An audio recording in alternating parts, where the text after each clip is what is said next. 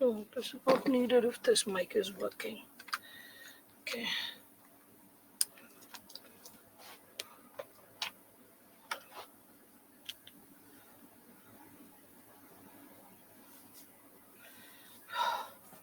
Good morning, everyone. Good morning. I welcome all of you for today's session, and I hope all of you are keeping well. So, yes, we are going to start today with the next sub segment associated with essay technology. Anyone having any queries, feel free to raise it. I have allowed the live call, and you can make a call also if needed. I'm good. Thank you, Simran. I hope you're keeping well. So, good morning, Mudassir, Nitish, and Suraj. So, and Ragini. So, just let me know, are there any questions, any queries with respect to what has been taught so far? Any questions, any doubts? I'm there to help you out.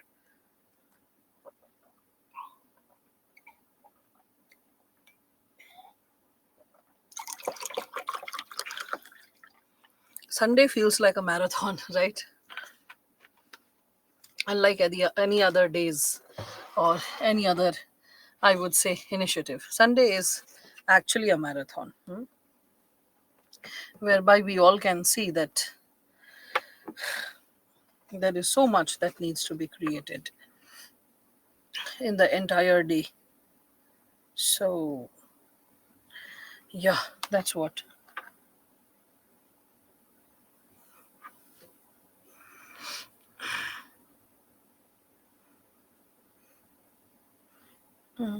Just a second.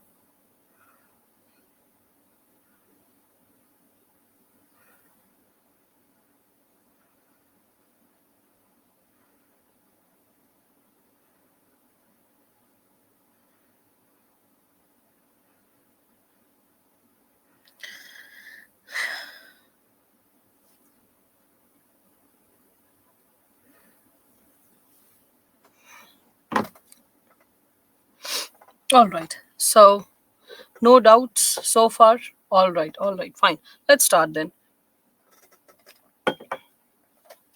So, yesterday, with respect to essay, we discussed what is essay, we discussed the syllabus of UPSC and the core expectations associated with it.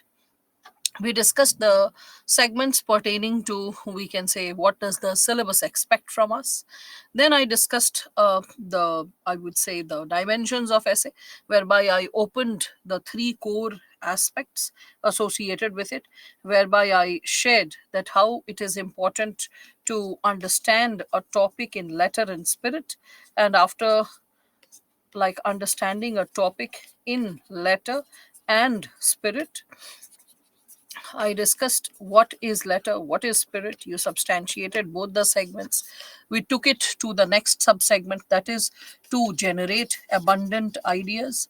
With respect to the component of abundant ideas, we again reflected upon what is the segment abundant ideas, how abundant ideas is different from multidimensional ideas. Then we discussed very briefly about the core possibility pertaining to language. All right, so I took it with respect to the language, right? And today we would be working on certain aspects associated with language as well. Another segment which we discussed was how to break up the time, the initiative associated with time. That is, I discussed that choosing the topic, what all exercises ought to be followed. And in choosing the topic, I discussed how it would take 3 minutes. I justified it with a lot of explanations, a lot of writings. Then, second, we discussed about idea generation. With respect to idea generation, I spoke of two-step process. One was brainstorming, another was brain mapping. I drew the diagrams associated with brainstorming and brain mapping and suggested that how it would take around 15 minutes. It cannot take anything less than 12, 13 minutes. 13 minutes is like unavoidable, but 15 minutes on a high side. Do not take more than 15 minutes, else other areas will start suffering. Then today we have to discuss about conceptualizing the introduction. We have to discuss about conceptualizing the conclusion, right? And after the introduction and conclusion, I would be also talking about organizing the essay. So after doing all these bits, we all can reflect upon the segment of like we can say writing the final draft or the essay. So writing the final draft, and after that I discussed how polishing would take something like 2 minutes. And with respect to the last subsegment, 2 minutes to calm down, relax, and detach. So I remember that I had explained segments pertaining to these four dimensions. Even the explanation of this part was done. So we are heading to the next subsegment, that is introduction, 3 to 5 minutes, conclusion, 3 to 5 minutes. That's what you get. So we would be substantiating the segments associated with it. I have opened the call making lines. Anyone interested to make a call, just keep me posted over here in the chat box. I'll see, and then I'll just move over there, because yes, call enabling feature is there, and you can always reach out to me. You can always call up and we can have a talk. All right. Now, so with respect to this, I showed you a lot of questions which were there, like asked yesterday. So just I'm like heading straight away to the possibilities that had to be like reflected. So after the previous year questions, brainstorming and brain mapping, random brainstorming, I explained you what is figure storming, what is star bursting. I discussed about brain mapping. I discussed about types of problems existing in the world, do's and don'ts of essay. This is what I had concluded yesterday with respect to this. And after these do's and don'ts of essay, we were finally heading to the possibility associated with types of introduction. Now, let us understand what are the types of introduction and how we can engage with them meaningfully. So, what are the types of introduction, people, that all of you have seen? Yes. What are the types of introduction that you have seen in the past that have been associated with the given essays? How many types of introductions have you used so far? And in your essay, whereby you have been able to bring about qualitative, meaningful engagement. We have like witnessed with respect to the essay, UPSC essay, we have witnessed so many different dimensions and types, and I would say scintillating patterns in all languages for that matter. See, what really matters in an essay is, I would say, to a great extent, how you are starting the essay and how you are concluding it. It adds a qualitative angle or a realm to how you are substantiating the content. It is very, very important for a student to be able to, qualitatively connect with whatever the examiner is creating or projecting. When you are able to qualitatively connect with whatever segments have been put forth, the examiner can really celebrate. The examiner can understand that you are able to connect with the topic. You're able to generate a lot of ideas, and moreover, you like a glimpse of your strength and weakness, a glimpse of your personality is done with respect to, I would say, the types of introduction that you engage in. So it is advisable from my side that please get into like writing qualitative introductions. If you have not practiced enough in the past, please do so, because a qualitative practice is something which will create a breakthrough, a meaningful breakthrough in terms of your preparation. So here, when we are talking about the types of introduction, as you are suggesting that there is quotation, fine. So that's what is like Sian is saying. So okay, quotation. After quotation, another type which Suraj is saying is historical background. Okay, fine. So historical background. Yes. Okay. Imaginary stories, questions, definition. Okay, so definition. There's nothing like etc. If we know it, we write it. Etc. is like the realm is open. I can't recall. This is what we understand in the world of examiners. That a child is writing etc. means beyond this the child cannot recall, but is able to sense that there might be something more. So okay, all right. So definition. After definition, we can okay, fine, raising question or set of questions. So raising question slash set of questions.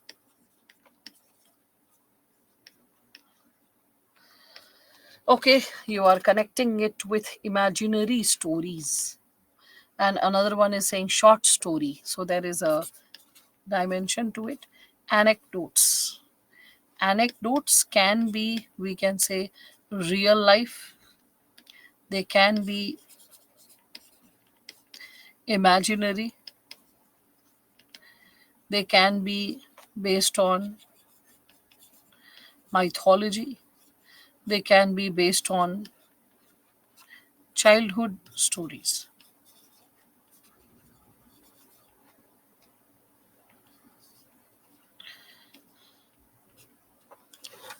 All right. Something else that I'm missing out, according to you? I agree. These are some popular types. What are the do's and don'ts related to these types is something which is not addressed effectively. So that's something which I'll be engaging in, like substantiating the details. Brief discussion about the topic. And what is that brief discussion? Is it something different from definition that you like aspire to share, Sri Lakshmi? Yes, rest of you. What else can be there? Is there any type that is getting missed out? Okay, idioms and phrases. Well, idioms and phrases, if you want to say popular proverbs and stuff, that goes under the domain of quotation because quotation are of different types.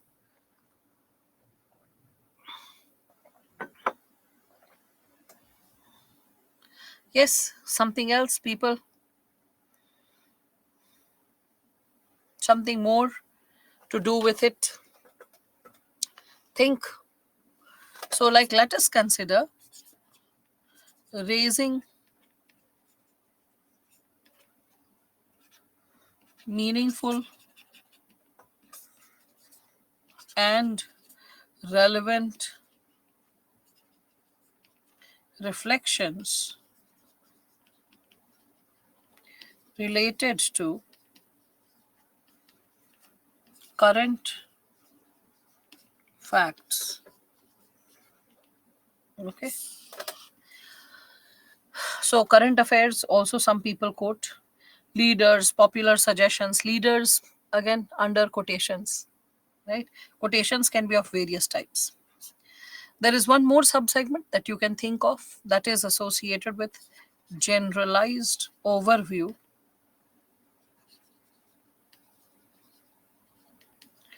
to specific discussion. Generalized overview to specific discussion. And then, last but not the least, conversation. All right. So these are some very popular types of introduction, which all of you can see related to an essay. Now, starting with the very first two, that is definition and quotation, when we speak of it, the qualities which you need to really take care of. Definition, or I would say, when we are speaking of quotation, you have to remember that they should be relevant relevant to the topic. Okay, they should be somewhere fresh, they should be crisp and engaging. Fresh. Why is freshness so very important? Because what is the purpose of writing a quotation? That the examiner reads it and feels like reading more, feels like saying that, oh, this was something new. This was something which was really relevant. This was something which would, like, create new possibilities.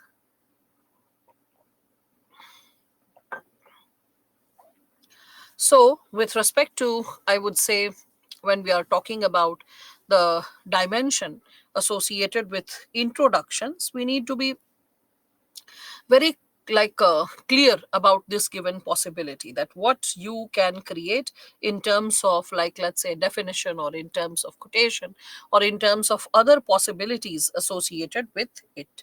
So see, when we are talking about this given subsegment associated with, like, let's say, the introduction, or the types of introduction, and all the given possibilities associated with it, an introduction is supposed to create freshness, engagement. You feel like reading more. You read it and, like, wow, what an amazing piece of literature, or how the child has engaged, or wow, this was something which was not so thought of. So the way the child has engaged with this topic, it is really enervating. That should be the experience. I mean, like, suppose there's a topic related to democracy, and you end up writing government of the people, for the people, by the people. I mean, see, when a standard 5 kid is writing that, it is fresh. So you're like, wow, the child was quoting, Abraham Lincoln. Amazing. You give marks. Suppose the child is writing government of the people, for the people, by the people in standard 8th. You're like, okay, fair enough. The child is writing it in a, like, civil services exam after almost, like, studying for so many years. The examiner feels, couldn't you remember one fresh definition of democracy beyond the government of the people, for the people, by the people? Like, so much of voracious reading required for civil services preparation, and you could not even go through even one fresh quotation so far. You are still struggling with the same old quotations. Why not something new? Why not something fresh? So in that situation, what can really happen is that the very possibility can backfire. I mean, you were writing quotation to create what? Like, it is, as it is put in Hindi, Gagar mein sagar bharna, or to, like, encapsulate the wisdom, like, within a limitation of few words. Okay. So the wisdom of ocean in a pot. That's literal translation, but it's like a pool of wisdom encapsulated in a list of words. That's it. So rather than that, your quotation creates, like, let's consider for a while, if it is creating something which is not so empowering, then in that situation the examiner may feel that, this was not something, like, which was meaningful enough, this was not something which was, like, empowering enough. And in that situation, you can consider that, that possibility of limitation can, like, be little regressive. It can be something which is not creating some meaningful engagement, right? That possibility can be there. Yeah, you can, I hope you all can understand that, you all can, like, perceive that. So with respect to, when we are talking about, the introduction, you have to see to it that the examiner reads and wants to read furthermore. Because when we are talking about this government of the people, for the people, by the people, I mean, there can be a fresh alternative. It happened so that in one of the, like, writing exercises, okay, democracy is the mother of human beings' life. Uh, okay, Ashwin, all right. Keep playing in the similar manner. You will arrive at, so many alternatives. Now, as I was sharing with all of you, so what happened that I was, in the process of empowering the students, the way I'm doing so to you right now, I said so to the students who were preparing for this exam, like a couple of years back, with respect to writing skill development program for mains, whether essay, whether GS answers. So I said that how a list of powerful introductions and a list of powerful conclusions can really create a meaningful breakthrough. So in the process of discussing all that, I said that do this, do that, write this, read this. So all that stuff, whatever. So when I was discussing that, in the process, what happened that, I told the students that you can, like, get into preparing a list. And I said that if you prepare a list, it will be easier for you to memorize and create and specifically pick up sentences and then write it down in your, exam, with, as, because topics like, let's say, ethical governance, environment, development, healthcare, right, education, women empowerment, rural urban divide, diversity, these are certain topics which have to come, like, you just cannot avoid. I was like, how about preparing 10 powerful sentences, or like let's say a sentence bank, other than sentence bank also a quotation bank, and create a meaningful engagement whereby a person is seeing, reading it, and is like, wow, this was something really powerful. It's like, why don't you prepare it and create it and just keep it? Yesterday only I said that this is essay technology, and when I say essay technology, you're going to experience breakthroughs associated with essay writing, whereby you can see that what possibilities you held and what kind of probably interventions you can create. So with respect to that, when I was sharing this bit to them, so I said that how about you start identifying that what possibilities you have and what kind of interventions you can create. Maybe I can help you right now first with a little thought provoking reflection, which probably will be helpful for you to connect with this given area. So just substantiating the same game, because I said it's micro plus macro exercise. So let us reflect upon this given possibility. What is the average size of the sentence that you write, people? How many words do you accommodate in a sentence? How many words do you write in a sentence? Yes, people, how many words do you write in a sentence? Huh? 50 to 60 words in one sentence, Suraj. I mean, do you want to say that your one sentence is like a full para? Okay, 7 to 8 words, 12 to 15 words, 10 to 15, about 8 to 10. Okay, all right, fine. 50 to 60 words in one sentence is way too long. This is what I can say. You have to cut it down at least, into two parts. 25, on a high side, 30 is also okay. That too, if there is like one conjunction in between, not only this but also this, whereas, or something like that. But 50 to 60 is a little exhaustive, if that's the truth. Now, with respect to this, all right, I'll just accept something like a sentence whereby you know the information and you have a tendency to develop. So let us consider that you know the sentence and what probably you can create. Let me reflect upon that. So let's say you are starting the given segments in this manner. Okay, and I think you all can connect with this. So suppose you are starting the statement with this given possibility, that suppose you are creating it, okay, and you are writing that, suppose it's education. Yesterday we were dealing with that one. So education is not only the process of learning, but also a wholesome transformation of human personality, right?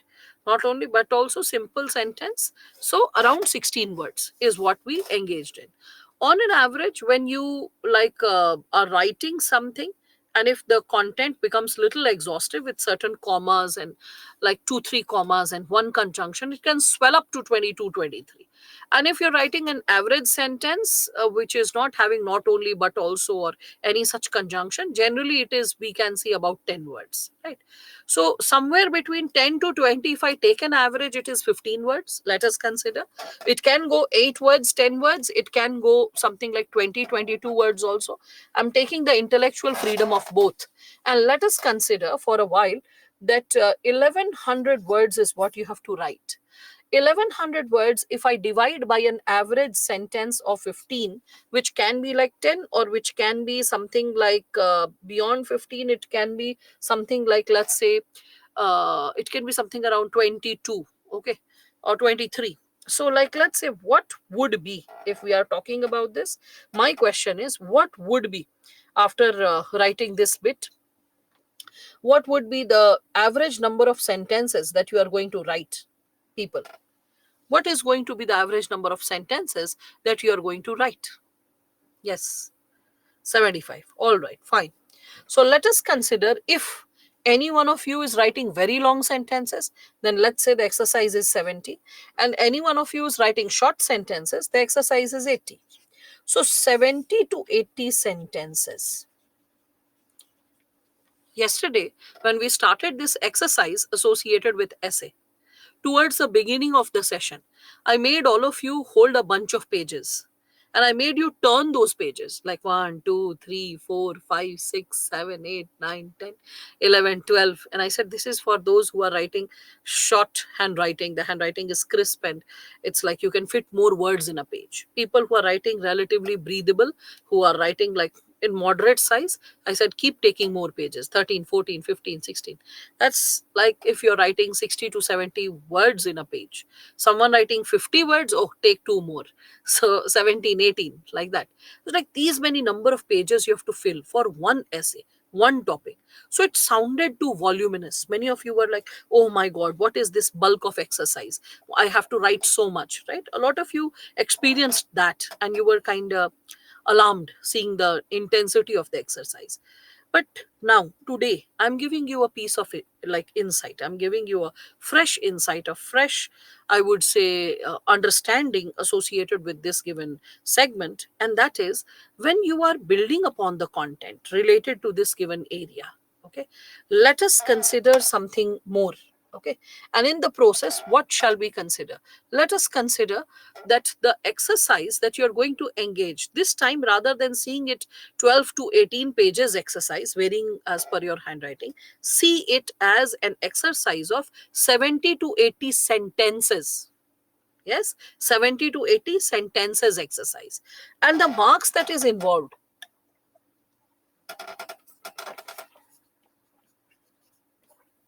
125 marks. So you can see it's somewhat like, let's say, between 1.25 to 1.5 marks. See it as an exercise like this, that this given dimension of, like, let's say, types of introduction that I'm going to start with, okay, and the other segments that it is going to follow in the main body and the conclusion, let us treat every single sentence with a sanctity of 1.25 to 1.5 marks. Let us accept that a question can be of this number of marks, okay, 1.25 to 1.5. And if you're able to accept that this is the, like, let's say, marks limit that probably you can get in that given situation, the moment you accept that this is the like potential that I carry, I believe you will have a definite level of clarity regarding what possibilities can open up.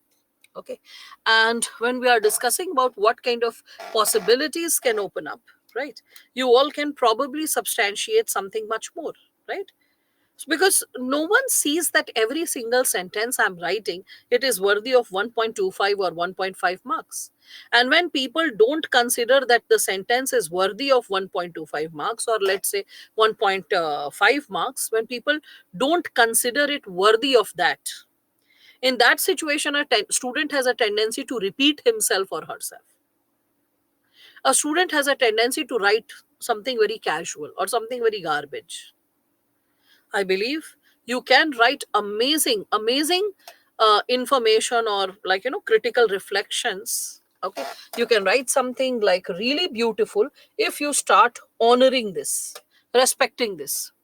That let every sentence be so wholesome, so beautiful, so engaging, and one information leading to the other. It should be so, like, exhaustive, that sentence after sentence after sentence, the examiner reads it and is like, wow, this was something breathtaking. This was something which was really, like, wholesome. This was something whereby ideas, they flew, like they were flowing effortlessly, and was also thought provoking. I enjoyed reading this child's essay. Let the experience be as such, that the examiner really loves and celebrates your essay. So like, yesterday we were discussing about the macro proposition, 16 to 18 pages, holding them and feeling, this is the bundle of pages I have to write. Suddenly you're realizing that it's just 70 to 80 sentences. You can always give a micro breakup, like maybe introduction I'm giving like 7 or 8 or whatever sentences, 10 sentences, and conclusion again I'm giving 7, 8 or 10 sentences. I'm left with something like 50 odd sentences or 60 odd sentences. And then I have brainstorming, and from brainstorming I'm arriving at certain ideas. Brain mapping, there are so many dimensions. So from brainstorming and brain mapping, very easily I can create some 50, 60 odd sentences. And every sentence can be different from the previous one in terms of the topic, the content, the quality that I'm engaging without repeating myself. Every sentence can be unique and it can hyphenate a new possibility, right? Is everyone able to understand that? Are you able to catch up with that? Everyone. And are you able to understand the importance and the relative beauty of this, we can say, micro breakup? So I hope all of you are able to sense that if every single sentence is honored, the impact can be experienced. The impact can be experienced in terms of marks that the examiner would be rewarding you with. So, with respect to this given area, how about creating something which is so exhaustive, so meaningful, so engaging that the examiner actually experiences the breakthrough, like via reading your essay? So, in this given situation, could you repeat the micro break, the number of words, sentences, marks? Samson, better attention, boy. I said there are 1100 words that you have to about write in essay, isn't it? 1000 to 1200. So I said average sentence size is 15, right? 10 or 20 word sentence, as I asked all of you. So I made an average of 15, like divided it, it was around 75. I said, how about considering that students who are writing longer sentences, they are writing 70 sentences in the exam. Students who are writing shorter sentences are writing 80 sentences in the exam. The total marks for one essay is 125. Divide 70 or 80 by 125. The average marking will be something between 1.25 to 1.5. That's the average weightage of every sentence you write. So, how about like safeguarding the dignity of every single sentence? Honoring every single sentence, writing every single sentence in a manner that it is able to generate a meaningful breakthrough. Think think about the possibility that you can create. Hmm?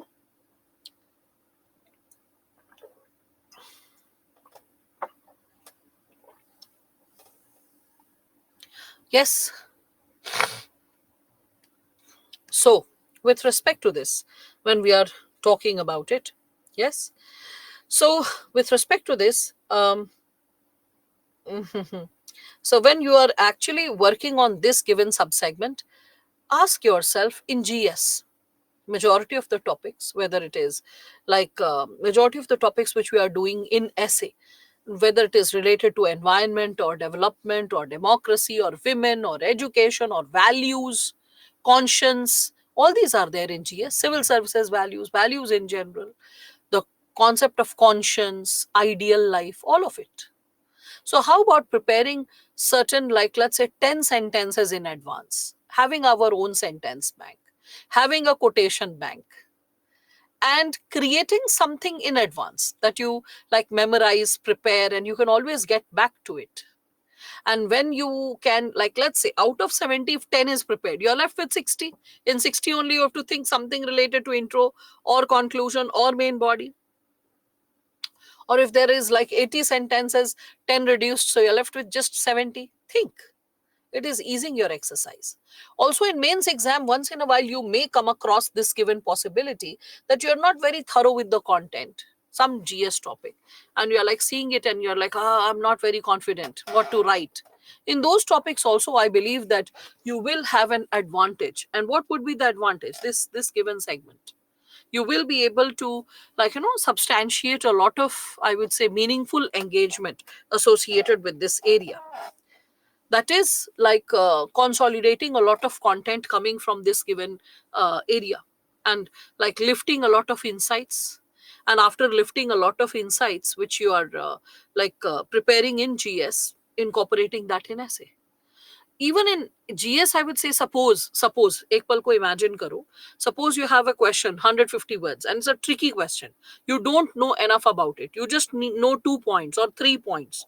Now writing 2 to 3 points, 20, 30 words is like barely going to give you 1 or 2 marks, right?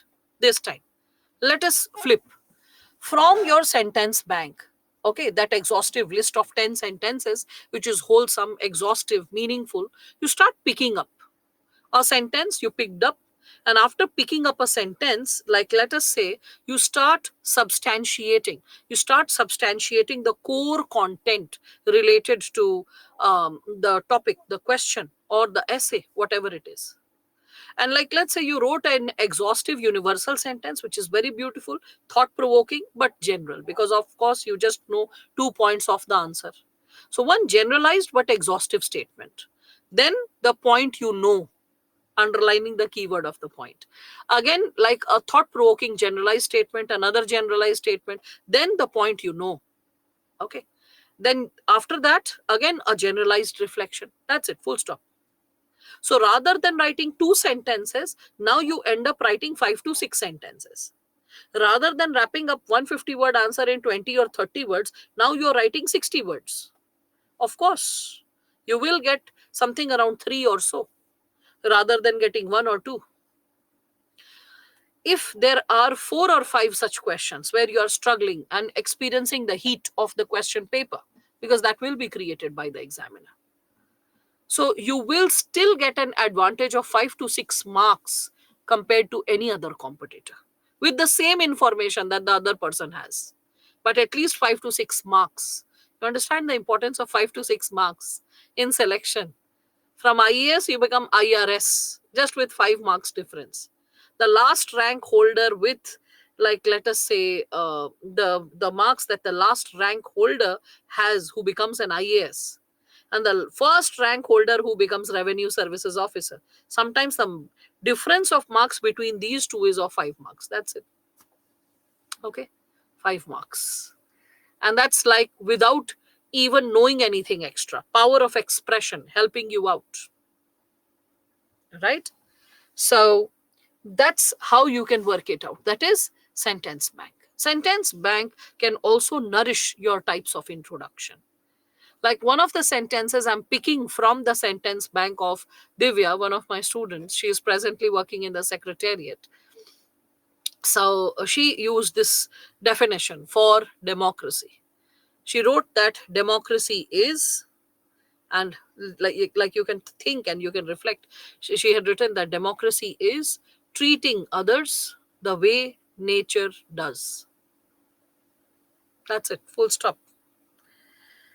I hope all of you like were left thinking about this statement. Democracy is treating others the way nature does, full stop. So how is democracy treating people?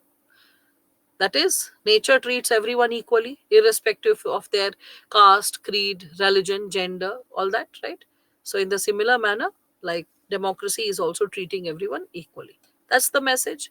Simple yet profound, effortless.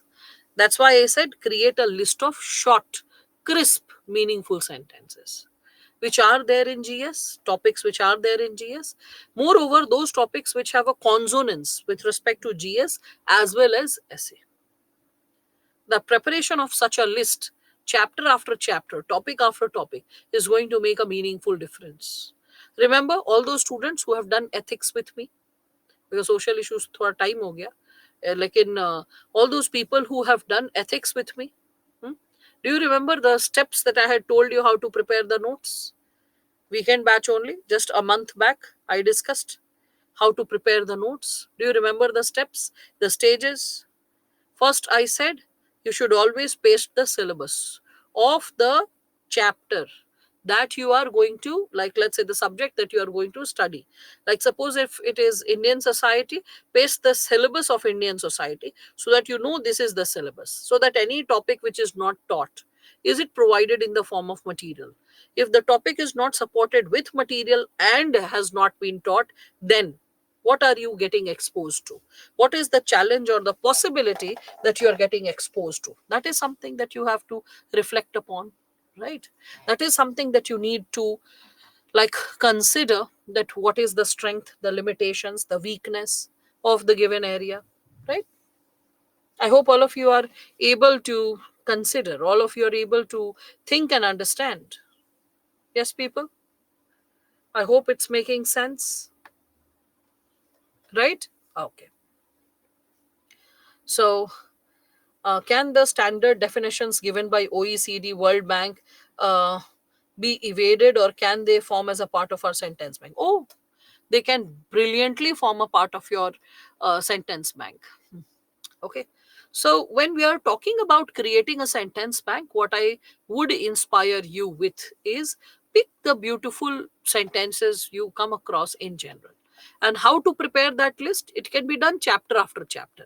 First, place the syllabus. After the syllabus, then you place the content sheet whereby you can micromanage every single chapter with revision. So you can write down the content table. I had shared that. I wonder why students are unable to recall. Like, did anyone attend that session? Anyone, any one of you? So that when I draw, it is like not repetitive. That's something which I want to avoid. So did anyone attend that session pertaining to this given segment? If not, it's okay. You're a beginner student, the session will come later. Okay. Okay, no worries, no worries. So let us consider, see, because you all are beginners, तो ये बेहतर रहेगा. Have you ever imagined yourself writing the mains exam? Has everyone imagined that yes, one fine day I will be writing the mains exam? Today is first day for essay classes. Shall I continue session? Watch yesterday class first. Chituri, you can just watch today's class. You will develop a sense of connect in a short while. And on the weekday, watch the session which you missed on Saturday. Okay. So that's how you can cover up. That's how you can cover up. Okay. Now, fine. Now, with respect to this, how you can really work it out. I'll just give you an idea with respect to the material, how you can prepare it. Some extra sheet I'll add.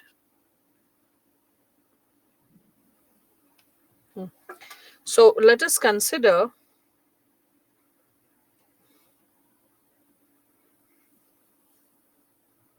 So, first and foremost, everyone who is believing that they are going to write mains. I ask this because it happens so that few students are so lost, they are like, huh, mains.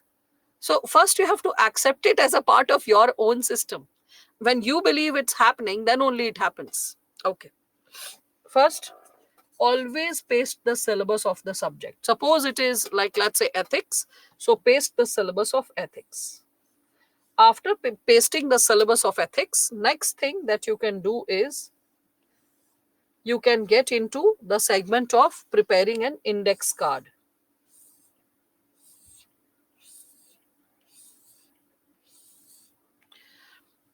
The index card should be this way. Like, you can put the name of the chapter, you can put the page number, and you can put like 5 subcomponents of revision: R1, R2, R3, R4, R5. Yesterday, towards the end, very briefly, I discussed the 5 steps of revision, which I encouraged all of you to follow. I said 24 hours, then it should be 48 hours, if you all can remember, then 15 days, then it should be 1 week, 15 days, and 30 days. That's what. So 48 hours, then 1 week, then 15 days, and then 30 days. That's how you are supposed to revise. With this chart, you can micro monitor how you are revising and how many times you have revised a chapter and how many times you have not revised a chapter. So this is for micro monitoring your preparation. Okay. Third segment, whenever you are preparing notes of any given chapter, always these 2 borders are definitely left. I hope so. But always leave one more border, either this side, okay, or this side. Like, if you're happy with the side margin, that's okay. If not, then at least underneath. Okay, this or this, any of the segments, you have to take care of that. Okay, this is associated with your notes. Why should the margin be left? So that you can always put stick-ons, or you can always add something. Suppose you're reading something in NCERT and you don't want to pick the NCERT later, you want to read it once and for all. So when you're reading it once and for all, then all the critical reflections of NCERT can be noted over here, okay, in this manner, so that nothing is missed and it's exhaustively done, completed, studied, left. Now, furthermore, when we are speaking of it, with respect to this, After the notes, what you should deal with and always deal with, which is a must according to me for a student, is the PYQs, the previous year questions. Any student who's not practicing previous year question is actually not fighting it fit for the exam. The child is under a, I would say, is under a fake impression that, I'm making it to the exam. Without practicing PYQ, you are not. Any subject for that matter. Any subject. If you have not practiced the previous year question, you're not fighting it fit. You're not like, creating the consolidated possibilities of writing a powerful answer. Is it necessary to read NCRT? Well, Subhash, at least 11th, 12th standard level. Because the 11th, 12th standard level is so good that sometimes mains questions are asked directly from that level. I can vouch for it with respect to one chapter, secularism. The topic related to secularism, which is also there in Indian society, GS paper 1, in last 10 years, there have been 4 questions that have been asked associated with it. And all questions can be answered just by being thorough with the chapter of secularism that is written in standard 11th NCRT, political theory. All answers of UPSC can be answered. Mains question, imagine, can be answered with respect to having a thorough understanding of standard 11th NCRT related to secularism.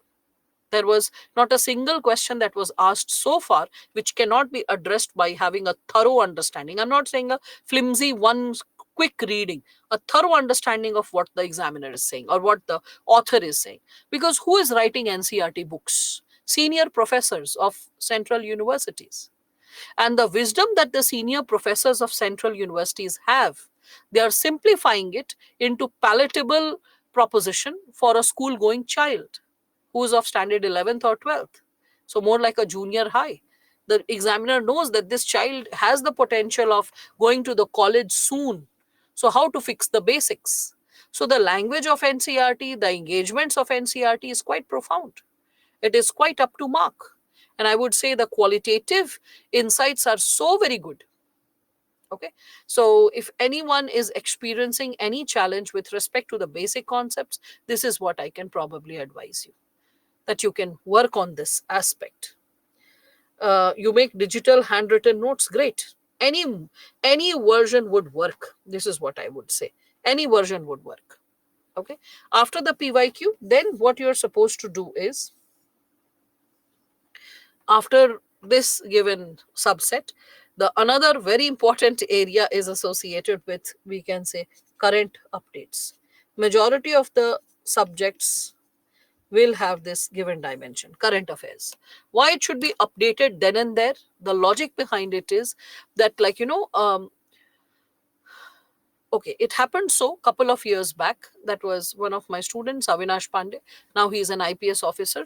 So he came up with a bundle of notes that he had made related to every single chapter of social issues. And he gave this bundle to me, and then he said that, ma'am, I'm stuck. Imagine a month and a half before your main student is coming, showing you a bundle and saying that, ma'am, I'm stuck. And I open it, I see there are articles related to women, children, health, education. Okay, some articles, critical reflections pertaining to secularism, something associated with some government scheme for vulnerable sections, some article related to poverty. So you're like, wow, this is such a fine collection. You can see he has marked words, he has written his own observations next to every article, and still you are not so happy. Why? Because I could sense why he has come. So he said that, and of course, that was the reason. He said that, ma'am, please help me out. The problem is this, that throughout the year, I kept studying and I kept segregating articles which are relevant to social issues. Now, the problem is that everything is in one file. And the problem is, suppose I'm reading women, and after reading the chapter of women, I only want to read updates related to women, which I have myself underlined and segregated those articles. But I can't read it because I did not separate it as per chapter. I separated it as per subject. Like I was reading the newspaper, this is of IR, this is of science and tech, this is of social issues. That's how I kept separating. And now the problem is that the material, the current affairs, is not separated chapter by chapter. So even though I have read those articles, now I'm not having the courage to revise them, because for reading the articles of women, I have to go through articles of education, health, nutrition, like, other concerned areas which are not related to women.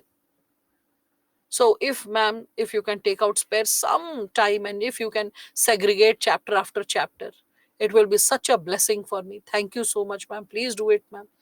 So, like, you stand for your student. I was like, okay, I'll do that. And then I, like, separated, I created things. And as I created things, I could, like, see that, okay, these are the areas with respect to which, I mean, like, I can probably help the child. But I also thought then and there that this is a lesson for me as well, a lesson that I have to share to all other students. No one falls a victim to this problem. So I hope all of you are understanding the importance of this area. Current affairs should be separated chapter after chapter, not subject after subject, chapter after chapter. So that with the reading of the theory of that chapter, okay, with the reading of, like, let's say, along with the theory, solving the PYQ, you are also able to revise the current affairs then and there. Okay. After this, the next subsegment is related to essay. That is word bank and sentence bank. Every single chapter will expose new set of words or expressions to all of you. Please note down chapter after chapter all the new words and sentences that you come across. Trust me, even NCERT is capable of bringing such words or such dynamism to your preparation. Even NCERT. If I speak of this, what is it? The question. So related to that chapter, ma'am. Related to that chapter, I mean, like, the sentence is quite CA. Yeah, current affairs related to that chapter. I mean, suppose if you are, like, there are different chapters. Suppose you are doing the chapter of poverty, then whatever. Okay. If there's topic of women, health, education, whatever, as per the chapter, place the, like, news. It's not necessary you note down. You can always cut it and you can paste it and you can add those sheets. That's why I prefer A4 size sheets. If I have to add 2 notes, I can do that. If I have to solve more PYQs, I can do so and I can add it. Current affairs, I can add it. If word bank is increasing, if I'm reading from multiple sources, new words I'm getting exposed to, rather than 1 page, I want to add 2 pages, I can do that. Sentence bank, if I'm coming across some meaningful, wholesome, powerful sentences, I can do that. That wisdom, that possibility comes with this given area. This is what I would like to share with all of you. Like, for example, this NCERT book of standard 11th, which I was speaking of with all of you, right? We all can think of this given dimension, and I think that it will make a lot of understanding and difference to all of you when you are able to see this given statement related to this one. So NCERT, secularism, I'm just opening it for all of you and I'll just give you some dimension. Are monthly magazines enough? Yeah, any one source would be fine. Okay. Any one source would be fine, because like 80 to 90% gets covered from a monthly magazine. All the important areas which have been in news from prelims or mains perspective. Prelims perspective, notes are different. Mains perspective, notes are different, right? Approach is different. What is actually required is paying attention to the critical reflections, because it's the critical reflections which are making it to the question, right? So that's what probably I can advise. Fine. Now, with respect to this given area, let's say when we are like indulging more in it, fine. So let us reflect upon the same. So with respect to the component of secularism, I'm just showing you a couple of sentences which I felt when I read it, I was like, wow, this kind of sentence is so very profound. In if students learn to write these kind of sentences, they will be like getting so many marks. See this. This is standard 11th NCERT. I've just opened a soft copy associated with it so that you can just get an idea pertaining to it. So the sentence says, Okay, so this is standard 11th NCRT, secularism, Indian polity. So the statement says, um, yeah, besides, tolerance allows you to put up with people whom you find deeply repugnant. That what's the reference and all, you'll read, you'll understand. This is a great virtue. If a society is recovering, means tolerance. Tolerance is a great virtue if a society is recovering from a major civil war, but not in times of peace, where people are struggling for equal dignity and respect. So, tolerance is not something which will ensure equal dignity and respect. It is for the times of civil war. For equal dignity and respect, what is required? Acceptance, appreciation, and love. Right? So this specific expression was too enervating. Another one which again I really appreciated and liked when I was reading it, this was the statement related to secularism. It was written that all these complex strategies, mean strategies that were discussed above, so can be adopted by the state to promote the values of peace, freedom, and equality, which would further secularism. Simple. All these strategies would be required, which would promote the values of peace, freedom, and equality, which would further the goal of secularism. I mean, knowing this sentence, reading it and being like, I understand. And understanding the depth of the sentence, moreover, capability to write such a sentence are different things. Reading it and saying, oh, I understand the sentence, what it is saying. You are understanding the vocabulary, my friend. When you reflect deep into it, you're like, oh, if secularism is not there, so very true. If secularism is getting compromised in a country, then definitely peace is getting compromised. If secularism is getting compromised, definitely equality is getting compromised. If secularism is getting compromised, definitely the value of freedom is getting compromised. Think. Such deep and reflective sentences given. And when you, so this is like not just reading for the sake of reading, understanding, introspecting. When understanding and introspection is there, you grab the sentence. After grabbing the sentence, you are capable to produce it in the exam. Right? That's why I said that every single subject, because in the end of the day, essays that you're writing, nowadays there is a dominance of philosophical quote-based essay. So, paper 4, all the chapters of paper 4, if you're making the sentence bank and word bank of it, and also in paper 4, also not just paper 4, Indian society, a lot of topics which are value based are also somewhere, a lot of wisdom is coming from Indian society as well. Why? Because in the end of the day, you're writing things in the context of Indian society, right? Think think deeper when we are talking about it. So when we are speaking of the given components associated with, like, let's say, the insights or the dynamics pertaining to Indian society, and when we start substantiating every single subsegment, think, think the kind of intervention that you can create. Yeah. See, so when we are speaking of this dynamics of sentence bank, it is an ongoing exercise. Students who are like, oh, my vocabulary is not up to mark, my, like, language formation is not up to mark, I struggle with basic grammar, spelling, sentences. Oh, old school childhood methods. Make a list of word bank, make a list of sentence bank, chapter after chapter after chapter, because in the end of the day, essay is written on those topics only which you are studying in GS. Either paper 4, dominance of paper 4, or it is polity, same culture, same Indian society. So, a profound understanding of these subjects will definitely create a meaningful breakthrough for a student in terms of what kind of content you are writing. So, if you're not following this 7-step approach in notes making, the content will remain unorganized.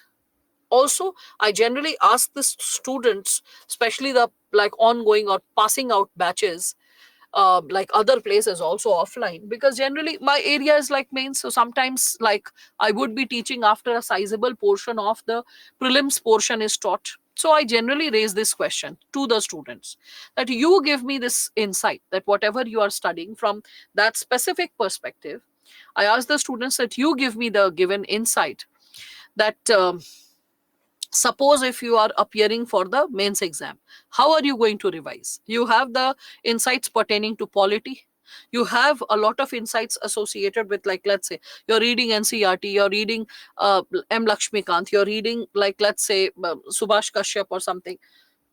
You're getting notes from the teacher, from the institute. My question is, and you're also like doing a lot of current affairs. My question is, if you're not consolidating it, blending it chapter after chapter and keeping it, like, in an organized fashion, how will you revise it before your mains exam? Imagine 15 days before your mains exam. Are you going to flip NCRT? Then, like, let's say fundamental rights. So first you'll read NCRT, then you'll read M Lakshmikant, then you will read, like, let's say the teacher's notes, then you are going to read, we can say, the printed material provided by the institute, then the current affairs, and then your fundamental rights is getting over. After this, again another chapter, same cycle. Third chapter, same cycle. Can you actually revise like that, 5 sources in one go? No. Quite chaotic, right? Same applies to other subjects also. So to cut down the chaos, the suggestion which comes from my side is, for every single chapter, consolidate anything and everything in one place. If there is a base book, you feel that you cannot make so much of notes and you are keeping the base book, no worries, no worries. With respect to that, go ahead with this given dimension. Okay, just go ahead with this dimension. That whatever PDFs you have, or book you have, or chapter you have, along with that, keep adding the other segments, that is PYQ, current affairs, word bank, sentence bank, just next to that chapter. If you have to take a printout of the chapter of the base book, do that. You have to open the, like, let's say the book chapter wise, the binding of it, and then arrange it, and then keep adding to it, whatever is your method of approaching it. But I believe this is a must, in the absence of which a student cannot really perform. And these two areas, like word bank and sentence bank, are my areas.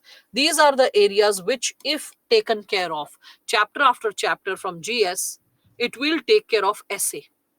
Because for essay, you are not going to sit down separately and memorize new set of words and sentences. While preparing for GS, the preparation of content and preparation of, I would say, meaningfully wholesome reflective sentences, it happens at this stage itself. Via what? This. So I hope all of you are understanding this bit and your conceptual clarity is getting, like, done. All right. What is sentence bank? Okay, Chituri, I'll be creating sentences for all of you so that you get an idea how the sentence bank can be created. Okay. Should I do it right now? I just actually referred to the sentence bank when I was giving the example of Divya, when I said that, like, she picked a sentence from her sentence bank that was related to democracy, that democracy is treating others the way nature does. And then you were like, oh, that was a very amazing sentence, because it was coming from the sentence bank, so has to be amazing. Like a list of sentences which are quite exhaustive in nature. You want to see such sentences, how to create such sentences?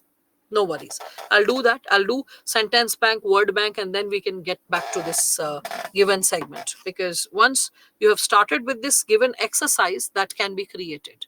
So with respect to this segment of sentence bank, I have actually created some reflection. Wait, so no, not debatable essays, just a second. Yeah, word bank and sentence bank here. So with respect to this word bank and sentence bank, see, for example, if you are, like, talking about the sentence bank, how can it be consolidated? So you can always, because in the end of the day, essay is about 70 to 80 sentences. So if it is, like, let's say 70 to 80 sentences, how about creating a list of such sentences which are, like, powerful, which are meaningful, which are thought provoking, which are simple to remember, and which are easy to produce, irrespective of the fact whether you have to do so for essay or you have to do it for GS, right? So such sentences can be, like, consolidated together, and I believe that you can create a meaningful and exhaustive list of such, like, possibilities. Like, for example, let me give you certain examples which can probably build your insight associated with this given area. So, like, let us consider if you have to write something associated with environment. Okay, so what would you write? See this. These are certain sentence banks that, like, I had created, which I felt students can write it and a meaningful realization can be experienced. So, something like, let's say, um, anthropogenic,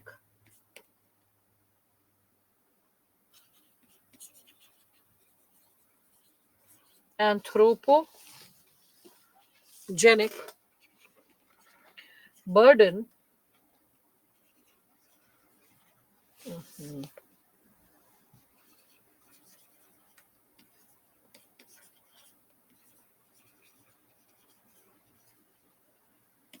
on the ecosystem. Dot dot dot.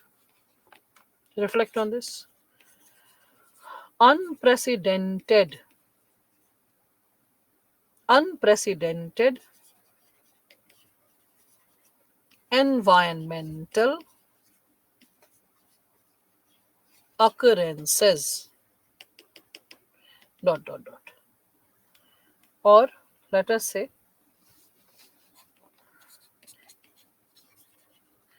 evolving ecosystem dash a cradle for human evolution.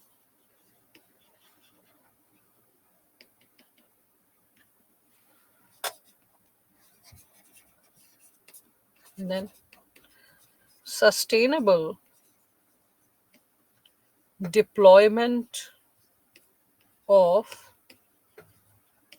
non renewable resources.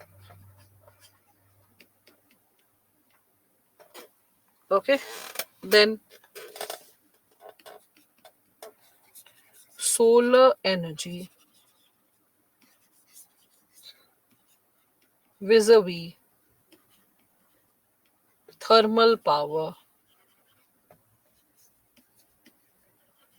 or any two such competing elements can be written with a vis-a-vis. Think something like conservation of life, conservation of life in all its form and function. Such a simple but so wholesome an expression, conservation of life in all its form and function. Right? Again, you can talk about like biodiversity,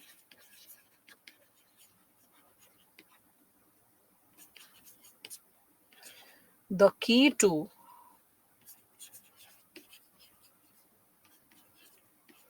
sustenance of life.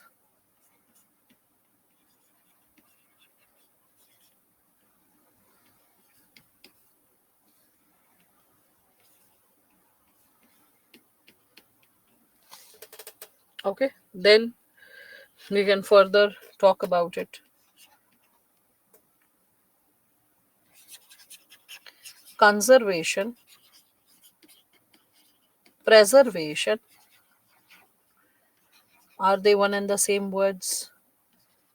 And protection. What is the headline difference between them? Of existing biodiversity.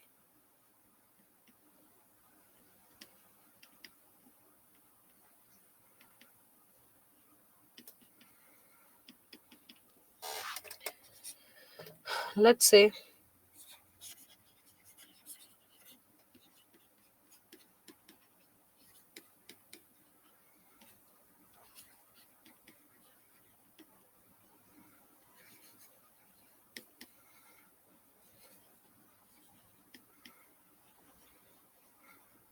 global extinction crisis due to declining biodiversity.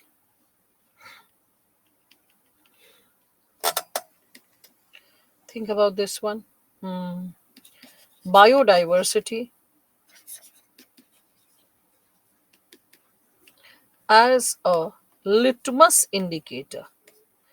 Biodiversity as a litmus indicator of sustainability. See, reflect upon these. So, if, like, let us say the topic I choose is environment, I can prepare a list of such statements and I can use them as per the fluidity of a given sentence that I have to use in GS or in essay, right? So, no, they are not like heading of a news article, Chitturi. They are like expressions you lift from a given source. Okay, maybe I can guide you further. Can you all right now, yes, I mean it right now, can you all download National Health Policy? Let me show you how I pick sentences. National Health Policy 2017. I hope all of you understand the difference between policy and like a program or scheme, etc. What is a policy, people? What is a policy when we speak of it? What is your understanding related to a policy? Yes, people? What is your understanding associated with a policy? What is a policy? Are you aware of the term? This given subsegment, when we are speaking of it as a policy, okay, so we all can see that this given dynamics set of principles that should be adopted. Okay, agreed, Samhita. So policy is, see, policy is more like a rough tentative framework that you have in mind to achieve specific targets. So policy is that tentative framework that will help you to pull through with respect to your targets that you aspire to achieve. Okay. So when we are discussing about this given insights associated with a policy, yes, it can be connected to a strategy as well. Agreed. Okay. So policy is not like, I would say, coercive, like let's say it's not an act, it's not a law, but it is a tentative framework that what you are going to have in the near future with respect to that given domain. So what kind of laws you would amend, what kind of schemes you would create, what kind of programs you will implement. So it's basically a tentative framework of like future course of action. That's what it is. Okay. Yes, it can be considered as a set of guiding principles as well. Now, so I requested all of you to download the National Health Policy. Did you all download it? If you have downloaded it, kindly open it and I'll show you how to pick a sentence bank. All right. So, National Policy for Health. Everyone has opened it? Yes. All right, fine. Good, good, good. So let us see how probably the content is created, how the engagement is created. Let us reflect upon that, right? So in this National Policy for Health, when we are substantiating the insights associated with it, what can probably be created? See, so in this given dimension, let's say when we are talking about it, we all can reflect upon certain words, certain terms and terminologies. So first and foremost, you can see there is introduction. After introduction, you can see goal. And after goal, you can see key policy principles, right? So in the key policy principles, you see there are 10 points, right? What are the 10 points that you all can see? There is professionalism, integrity, and ethics. After that, you can see equity, affordability, universality, patient centered quality care, right? Then you can see accountability, inclusive partnership, pluralism, further decentralization, dynamism, and adaptiveness. All these keywords, right? Yeah. Now, what you're supposed to do for, like, let's say your answers, I would have encouraged you to memorize it, like, cram it. Suppose there is an essay related to health, you can always use these words in the form of sentences. Suppose there is a GS question related to healthcare, like let's say human resource and healthcare, infrastructure and healthcare. Like suppose it's written that the infrastructure of healthcare is in shambles. Discuss the nature of intervention needed to create a sense of preparedness for any future endemic or pandemic for India. Suppose such a question is asked. There also I can write this given content. Suppose the preparedness for endemic and pandemic, I could write that India needs to upgrade its healthcare with due professionalism, equity, affordability, universality, accountability, and a decentralized access to qualitative healthcare. Full stop. Just out of 10 words, I'm randomly picking few words, framing a sentence, but sounding so good. See this? Suppose I have to write a conclusion. Suppose it's like human resource in India is not up to mark, that there are a lot of unskilled or semi-skilled doctors or people who don't even have a medical degree. They have become medical practitioners, especially in remote areas, whatever. Something like that is given. Okay. Now, with respect to that given level of understanding, suppose you are just like running through the given possibility, and after like running through all these given insights, suppose you are writing the given answer, and in the process what needs to be taken care of, what kind of, I would say, possibilities need to be built, right? So what kind of, I would say, insights that need to be built, what kind of points you need to create, let's reflect upon that. Yeah. So with respect to this given dimension, sometimes the question comes from the author's book, we don't know, and how can we elaborate it? Like this year's question paper. This year's question paper, which question was there, Baba, from an author's book that you are talking about, Sian? Now, with respect to this question, which I was talking about, the doctor, okay, and doctor's plight, or the doctors are not skilled. Suppose you have to write the conclusion to that answer. Same thing you can write down. Henceforth, we may say that qualitative access to healthcare can be ensured if the doctors are, like we can say, well trained, and after that I'm like just adding words from here. Okay, so if they are practicing integrity, ethics, dynamism, adaptiveness, pluralism, along with inclusivity and accountability, with patient centered quality care. Full stop. So, whether I have to write an introduction or a conclusion pertaining to healthcare, these are the 10 words. I memorize them and I can reproduce. Right? So, I hope all of you are getting enervated seeing this as one stop solution. Anything that you're reading, don't read it only from the perspective of, like, let us say, how is it relevant to the chapter in terms of building the content. Think it from the perspective of building your sentence bank and word bank as well. I'll show you one more segment, that how I pick sentence bank, sentences for sentence bank, that would be a better expression. Move to point number 4 of this national health policy. Just move to point number 4. Sian, I'm still waiting for your answer. I hope you are typing. Okay. You're asking that questions come from the author's book. So which author, which book are you indicating? Then I'll be able to give it. Like the topic, not all who wander are lost. Oh, quotation based questions. Quotation based questions do not expect you to elaborate upon the person who's writing the quote. It is not a question of ethics, or it's not a question of, I would say, optional, whereby the insight has to be associated with the thinker. If you know the thinker, great. If you know the thinker's opinion, great. Write it in 40, 50 words, but not more than that. Despite the fact that the topics, especially students from philosophy or students from political science honors, they see the quotation, they know the source, they know who or which thinker has said it. But are they supposed to write about that thinker? No, no. So no one gets that advantage from their optional subject. And that's how level playing field is maintained. That's how competency is maintained, Sian. Otherwise, students having those optionals will have an advantage and will get extra marks.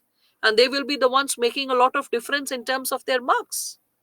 compared to those students who did not get an opportunity, courtesy their optional, why will UPSC create such an inequality?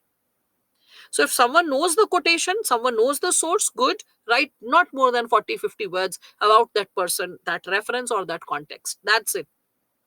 Rest of the engagement with respect to the essay is about, like, building the wholesome understanding of the topic, 360-degree spherical expansion of the topic, a wholesome and a critical reflection associated with the topic. That is what is expected in the exam.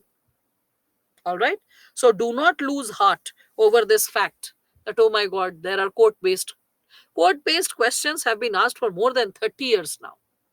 On and off quotations of spoken by Mahatma Gandhi, Rabindranath Tagore, Aristotle, Plato, Socrates, a list of thinkers, and their quotation is asked. Okay, I hope you are getting some idea, Sian. And not only this that I shared with you, I will be taking up quote based questions, but towards the end of the, I would say, end of the session, because philosophical essays are the most thought provoking, the most engaging, the most, I would say, relatively breakthrough creating areas, which needs a thorough critical reflection. And that can be created only when the basics are fixed. So today we are fixing the basics. Today we will be talking about all the other segments, whether it is types of introduction, conclusion, word bank, sentence bank, whether it is associated with, we can say, organizing the essay, whether it is debatable essays, all these are like to be dealt today. As I will be heading to debatable essays, I will introduce you to the world of philosophical essays. That will happen. Okay, the moment you are getting into debatable essays, you will start seeing how even like philosophical essays or quote based essays are or can be, like, sometimes debatable. That's what. All right. Not able to understand the quotation, so how to manage? I understand that the very possibility to interpret the quotation lies in certain subsegments, which will be discussed quite exhaustively when I'm taking up the philosophical essay component, right? So have patience, celebrate the journey step by step, fixing first the basics. Once the basics are fixed, then you are capable to write, to draft something bigger and meaningful, especially associated with the philosophical essays. So just first fix the basics. That's what I can suggest to begin with. Now, so everyone, just open point number 4. Point number 4 of this National Health Policy 2017. The point number 4, I believe all of you have opened, and you can see there is this National Health Programs. Can you see that, everyone? National Health Programs. There is RMNCH plus A. RMNCH plus A. Can everyone locate it? You can just raise a thumb. I'll get an idea.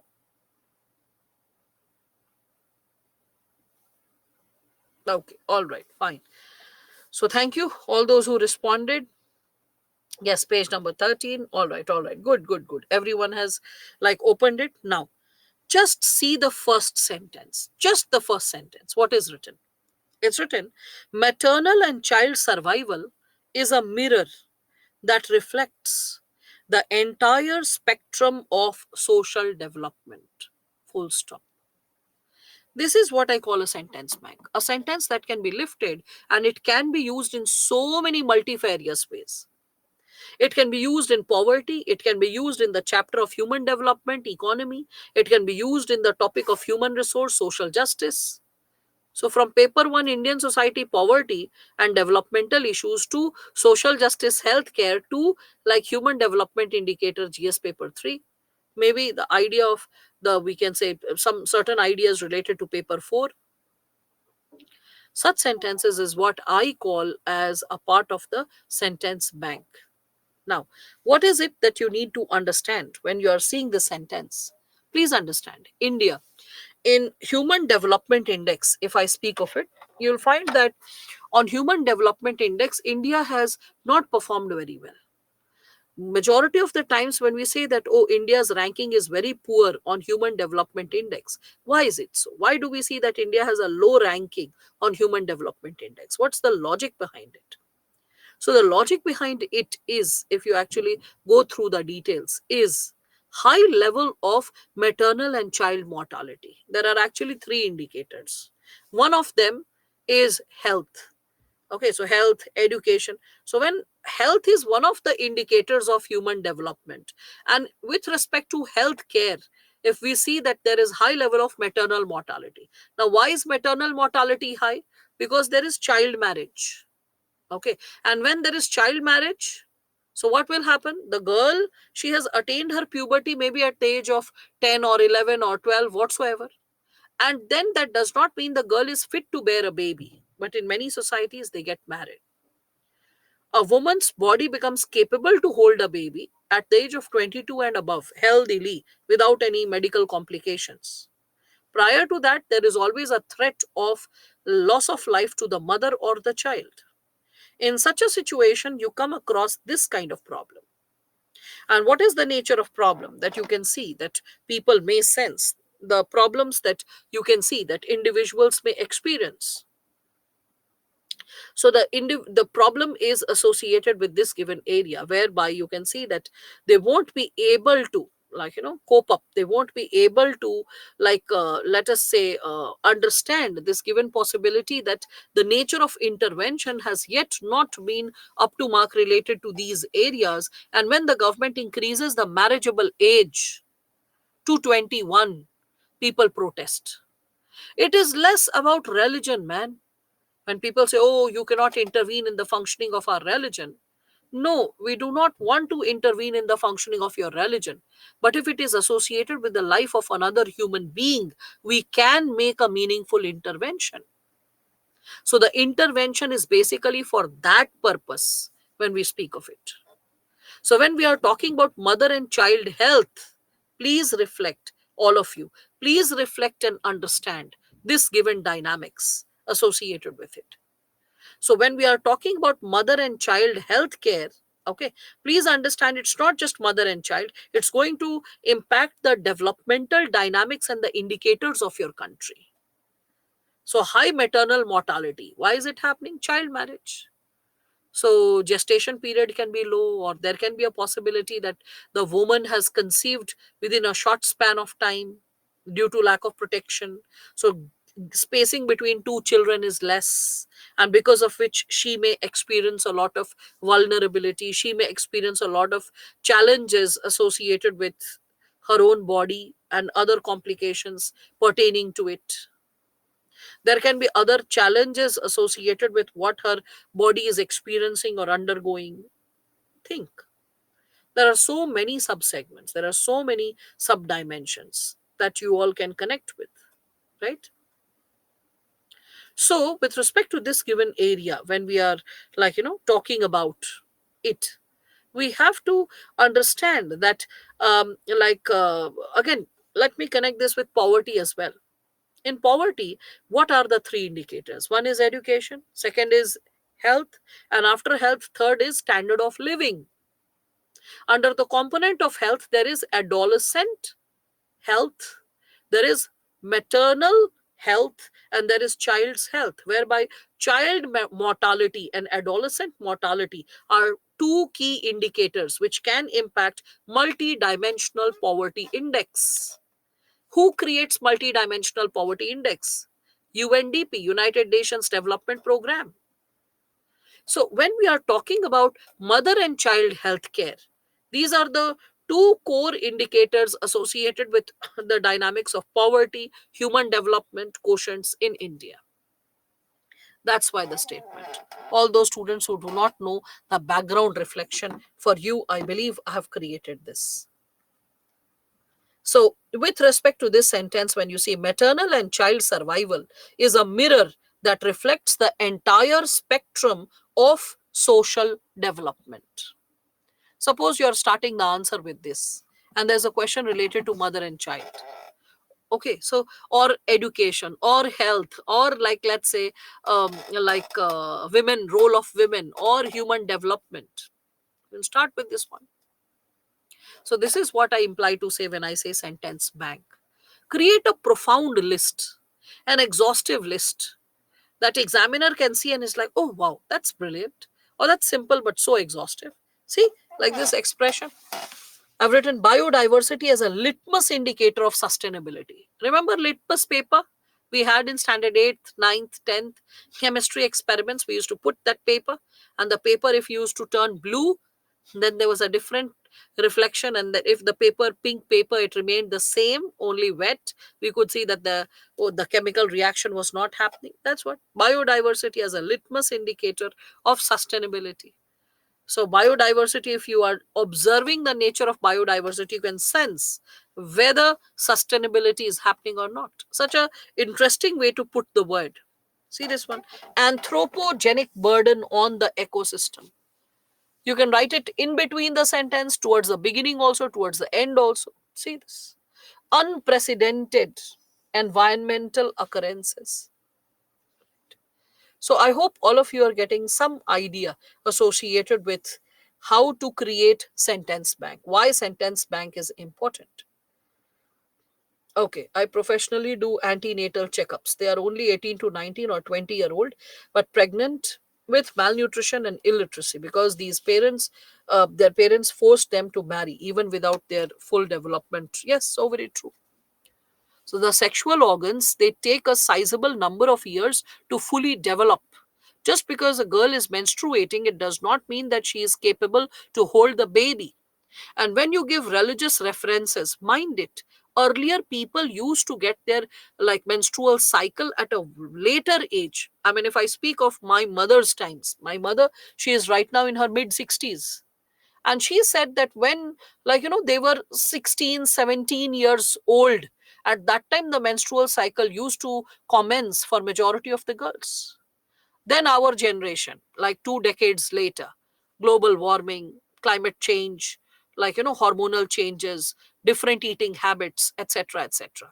Okay, so pesticides, all that exposure, but still limitation. In our times also, there was a limitation to it. So it was like 13, or on an average 13. Few girls little later, few girls little earlier.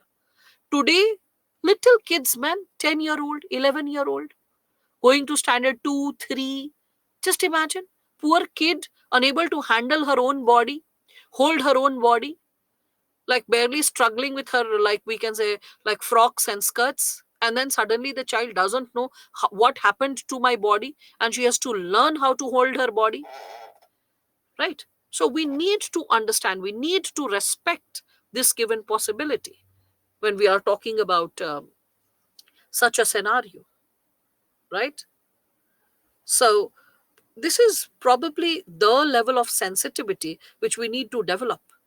That's why following anything blindly, whether custom, ritual, religion, religious scriptures, blindly, is something which is not advisable. With changing times, you should always be open to adapt, adjust as per the suitability of the situation. Because when the customs, traditions, or religious scriptures were written, developed, or articulated, it was as per the suitability of those times, not the present times. I hope all of you are understanding this. Yes? Now, so with respect to this sentence bank, I hope you got a fair idea related to how sentence bank needs to be created. Hmm? And how to pick it from different sources, different books. Similarly, you can see this given dimension, and yes, the credit goes to you, Chitturi. You asked it, so I just delved it, like before, like getting into. Thank God we had not started with the introduction. I only had opened the types of introduction. We are yet about to indulge in it, but I hope all of you have got a brief idea associated with it. See this. This is another set of, I would say, quotations, which can also act as sentence bank, or you can always get inspired. You can use the quotations in essay. In GS, do not write quotations, especially paper 1, 2, and 3. Do not write quotations in these 3 papers. In GS, what are you supposed to do? You can lift the wisdom of the quotation and write it in the answer if you're struggling with the content. You don't have enough masala, you don't have a lot of points, no problem. Just write a quotation or two towards the beginning or towards the end. Now, with respect to this, when we are saying we won't have a society if we destroy the environment, the statement is given by Margaret Mead, none other than Margaret Mead. We won't have a society if we destroy the environment. See this? Similarly, you can see a nation that destroys its soils destroys itself. Franklin D. Roosevelt, right? So you can see this one as well. Furthermore, you can see what is the use of a house if you haven't got a tolerable planet to put it on? Henry David Thoreau. See this? So, what is the use of a house if you haven't got a tolerable planet to put it on? Yeah. Again, see this one. Ban Ki moon. I know that Ban Ki moon's quotation is looking very heavy and sizable, but there was a reason why I could not skip it, why I did not leave it. So he was the ex Secretary General of United Nations. Okay. So why did I like incorporate his quotation? You can get a idea related to what has been written here. You can see this: saving our planet, comma, lifting people out of poverty, comma, advancing economic growth. These are one and the same fight. We must connect the dots between climate change, water scarcity, energy shortage, global health, food security, and women's empowerment. Solution to one problem must be solutions for all. Very thought provoking, right? You know how we create essay topics in this manner? We will pick up segments of this and then we'll create a topic, and the students will be scratching their heads, what is the answer, how to like develop the content, something like this. Like, let's say, um, saving our planet, comma, lifting people out of poverty, comma, advancing economic growth, comma, women's empowerment and food security are one and the same fight. And again, a semicolon. Solutions to one problem must be solutions for all. Full stop. Okay. So when a student is reading a long meandering sentence, first the student gets charged up. Oh my God, what is this? And then after reading the statement, it's thought-provoking statement, having multiple layers, you have to open the layers. You have to understand the interconnectivity, the undercurrent and the running thread. That's why understanding the topic in letter and spirit is essential. That's why you can bring in justice to a topic only when you are imbibing the wholesome meaning of the topic. Only when you can absorb the essence of the topic. It's then that you can substantiate it. Okay. Okay, what is the break timing for today's class? All right, so Balaraju, the timings, I mean, this is for all the weekend batches, like not just my subject, all the subjects. This is like whether teachers follow it or not is a different game. But see, 10 o'clock to 1 o'clock is your first session. 1 o'clock to 2 o'clock, there's a 1 hour lunch break. Okay, then there is like 2 o'clock to 5 o'clock, again 3 hours session. Okay, and then 5 to 5:30 is the another like evening tea break, which is of half an hour, and then you have the third session, that is 5:30 to 8 o'clock. So these are the three slots which is there. If you're feeling like little this key, like there is a lot of thought that has been put to action, I can just be silent, you can be silent for 2 minutes, and within 2 minutes we can resume, right? If you want that, if that gives a quick mental break to all of you. So you can just keep reflecting on this. I'll take the 2 minutes break if you want that.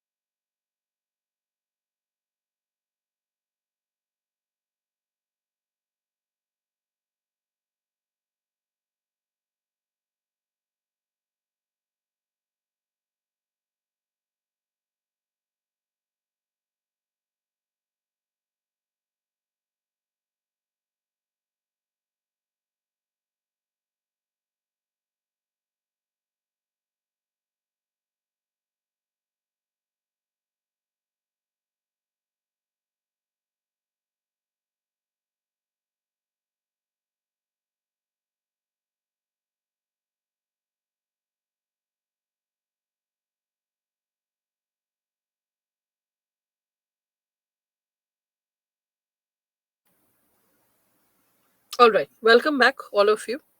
So I completed an article. Meanwhile, I had to read it. All right. So I hope you are feeling like little relaxed. Yeah, that's why I gave you the break so that you can just mentally. But I was present so that you can sense that I'm not loitering around. I'm just being there. The moment you feel relaxed, we can start off. All right, fine then. So let us start with the given subsegment. So we discussed about the word bank, and after the word bank, we can now reflect upon the sentence bank. As you could see that, sorry, sentence bank has also been done. So we can a word bank. In fact, a little reflection associated with it is left. So with respect to this given subdimension, let us come up with certain insights. All right.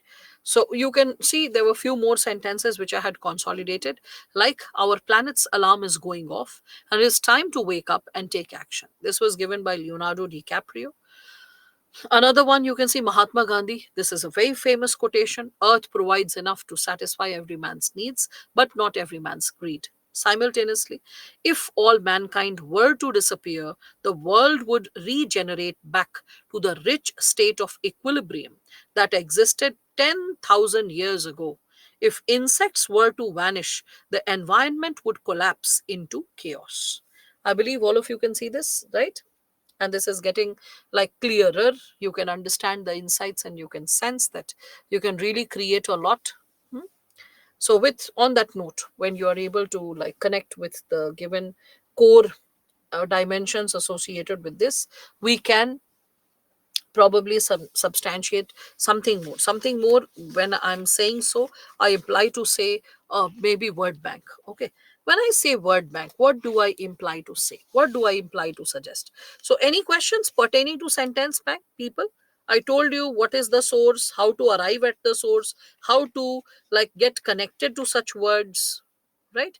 I hope all of you are getting some idea associated with the sentence bank. Do you want something more to practice, people? Do you want something more to practice, something more which should be written on the board? Then I can substantiate more examples as well. But if it is done, then I can move ahead.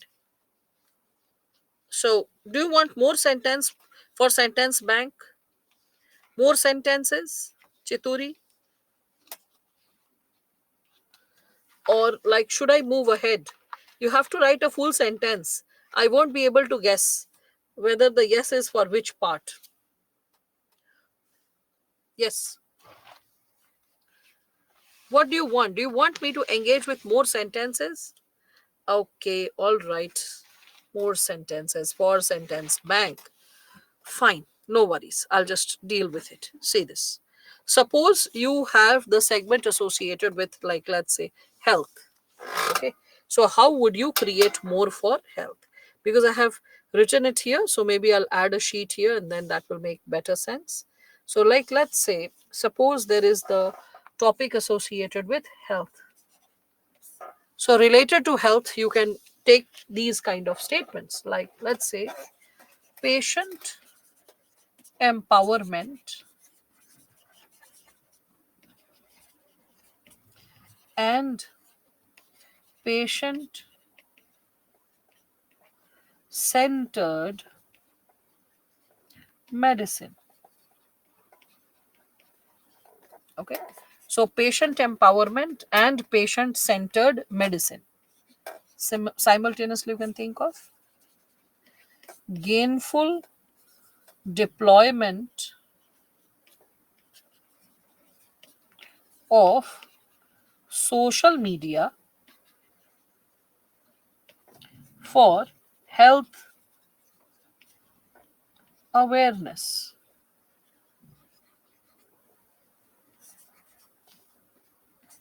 Again, questionable standards of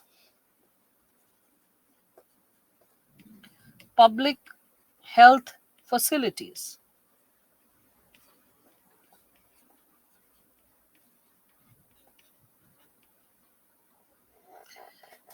Or let's say preventive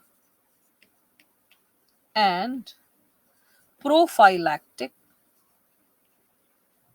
preventive and prophylactic care in communicable in communicable diseases, right? Then you can think of educating masses on palliative care palliative care. Simultaneously you can think of sanitation, because tomorrow is 2nd like October, so Mahatma Gandhi, so probably you can connect a step towards well-being, the wholesome well-being, right? So a step towards well-being. Then safety, efficacy, and economic affordability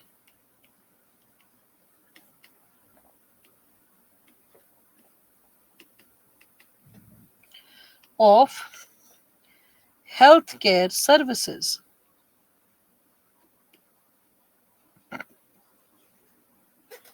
right? Again, you can think of effective effective trickle down of health care benefits.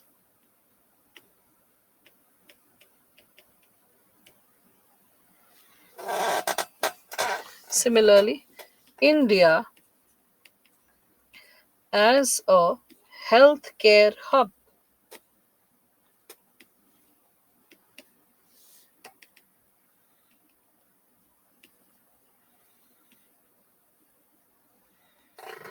or we can see efficacious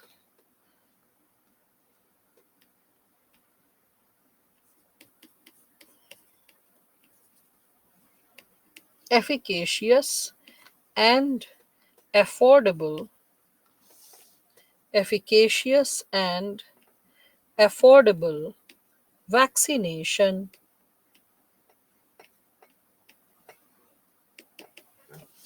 right?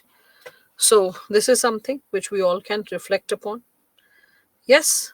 Now you can see, like, environment, then similarly we created something related to health, right? You can think and you can create similarly related to a lot of topics which are kind of prominent, right? Like, let's say if I have to write something on rural India, so rural India, you can create, like, let's say sentences like literally and figuratively,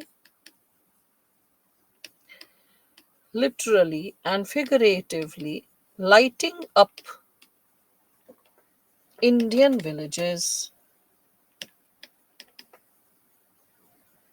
right? Or we can say execution of projects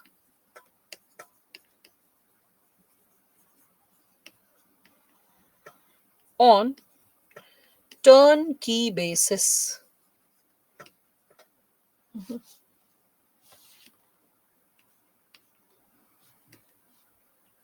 On turnkey basis.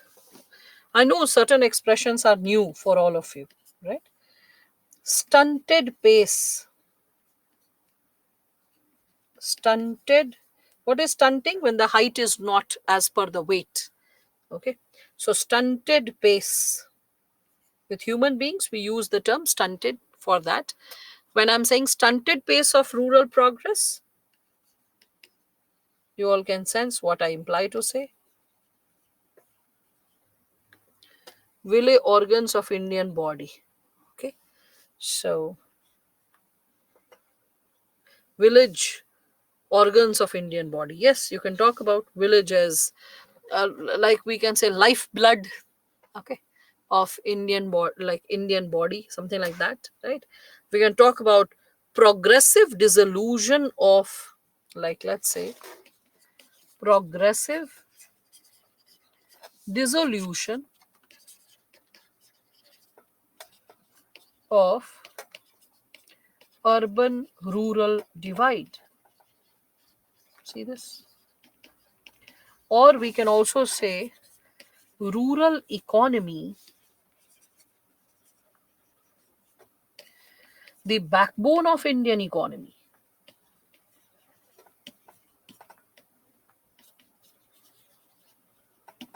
Right? Again, you can reflect upon it. Like, let's say, successful accomplishment, successful, let's say, accomplishment of predetermined predetermined milestones, or we can also say tiding rural India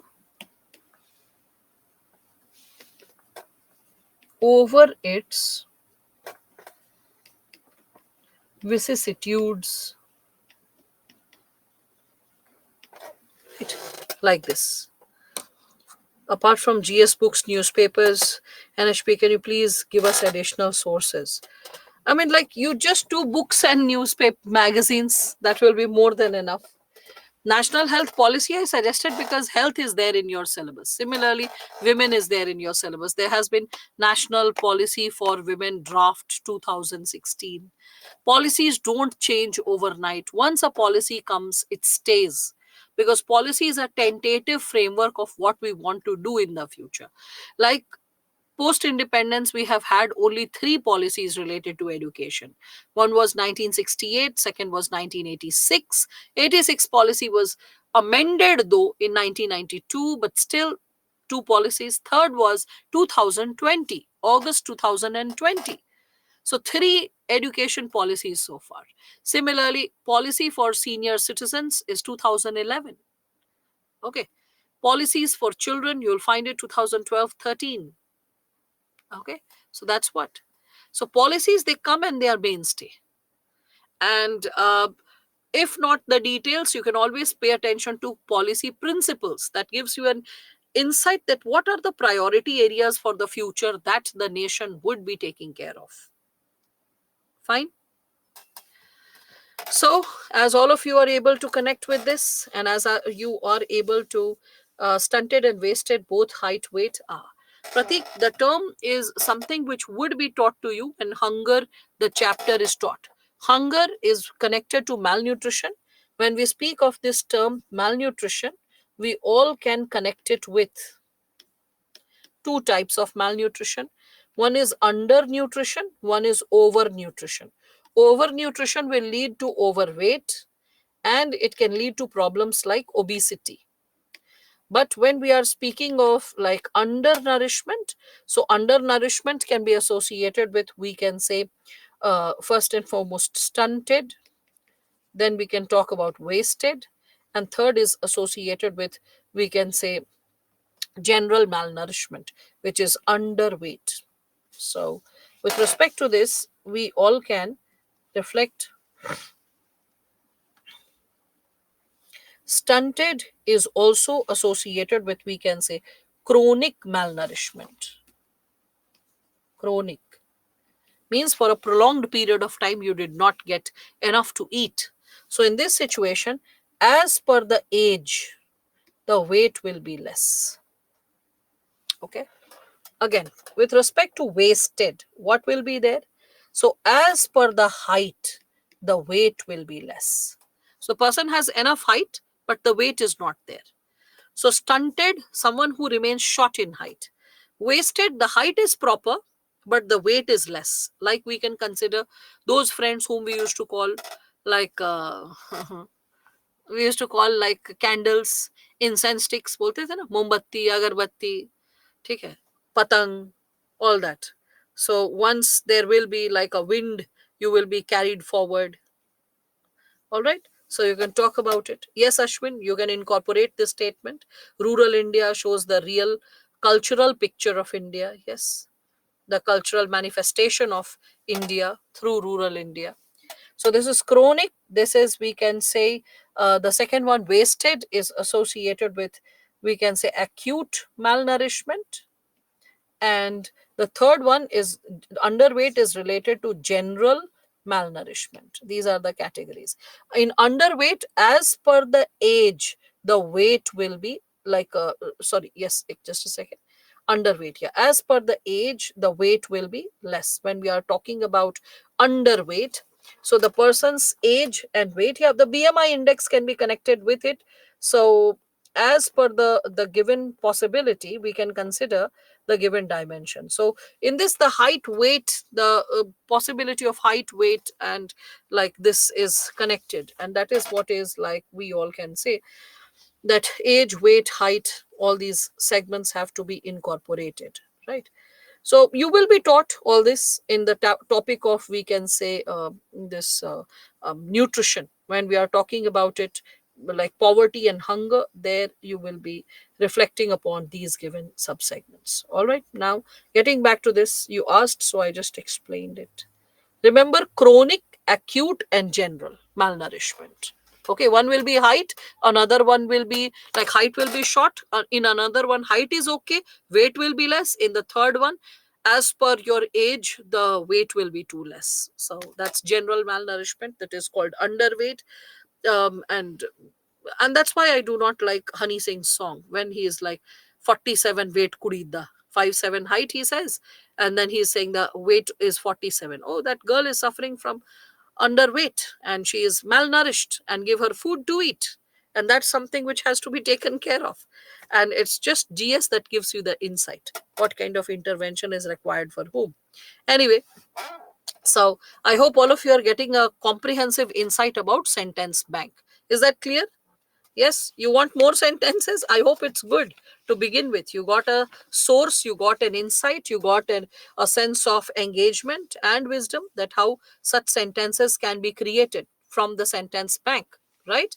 Moving further ahead, we can reflect upon, like, let's say, few other insights, and that is related to the word bank. How to build upon the word bank. That's another core area which many students like struggle with, that and it's like not tough. I believe it can be doable. You just need to be careful or conscious. See this, when we are speaking of word bank, what kind of words you can create. First and foremost, what I can encourage all of you is, you can create word sets. First, you remember language, and I yesterday I discussed about it. What kind of language do you need? So you need a leader's language. Remember that when we were discussing about this specific diagram. So I was discussing what kind of language do you need, and we came up with a leader's language, a civil servant's language, right? So a civil servant's language, a language which is simple yet profound, thought-provoking, meaningful, imbibing the segments associated with, we can say, secularism, imbibing the segments associated with, we can consider the possibilities which are generating a balance, a sense of equality, a sense of, we can say, tolerance, integrity, responsibility. All those values are reflected, right? That's something which you can connect with when we are talking about what kind of language is required. Like substantiating the same component of the language when you have to work upon it with respect to the word bank. Okay, what is it that like needs to be taken care of? So with respect to this, we all can see that the segments of the word bank can be consolidated in this manner. First, try to create word sets. How to prepare the word sets? See this. Like suppose if I'm using the word democracy, so what kind of words can make it very interesting and engaging? Like let's say if I'm saying decentralized democracy, or like let's say if I'm using the word participative democracy, or if I'm using the word like let's say vibrant democracy, then ever evolving democracy, fledgling democracy. Fledgling is what? A little baby of a bird. Okay, so fledgling democracy, you can see that words like these. Similarly, if I have to suppose play with the word justice, so I can think of delayed justice, negotiable justice, okay, demanding justice, mm, crucified justice, when you compromise with justice, where justice gets killed. So, crucified justice. See? So, you can always build upon your vocabulary by working on your word sets. If you're memorizing words in isolation, it will be tough. Pick word sets, that will be easier. The way I said in sentence bank, pick phrasal expressions. Not, if not the whole sentence, at least profound phrasal expressions, like the way we created with respect to this in rural India. You can see stunted pace of rural progress. Now you can use this phrasal expression in, like, let's say Indian society also. You can use it in agriculture also, anywhere, right? So you can work on this given aspect. So create word sets. That's what I can advise you. That is something which will create a more meaningful, healthy engagement with the given content, right? So I can probably inspire you with something more with respect to this given area, right? So let us see what can be created associated with this given area. So something like, let's say, terms like unforeseen consequences, okay, words like jumpstart the process,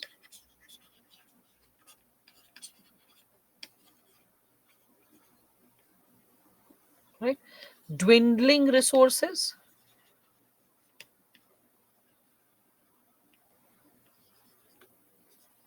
astounding success, abject poverty, piecemeal approach,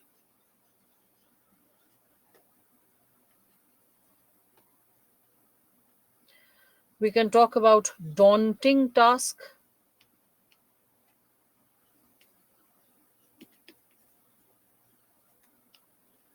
half baked notions, ad hoc implementation,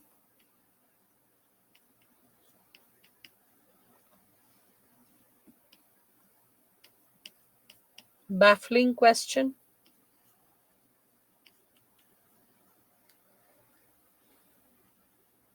and we can talk about like finer nuances, staunch supporter,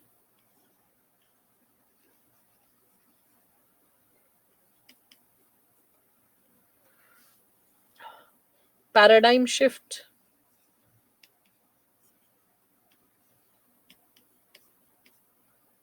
Okay, you can, I think you can keep like adding to this list: judicious exploitation,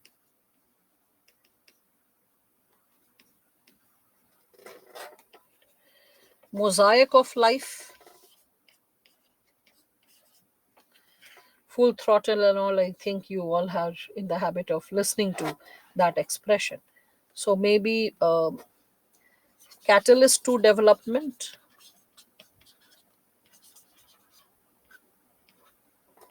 right? um, Something like people's wisdom, which everyone underestimates and never writes in the answer. So people's wisdom, we can say intuitively innovative, intuitive, intuition, so intuitive, yeah, intuitively innovative, right? You can talk about something like, let's say, baffling question and all, you all can deal with something like let's say multi-pronged strategy,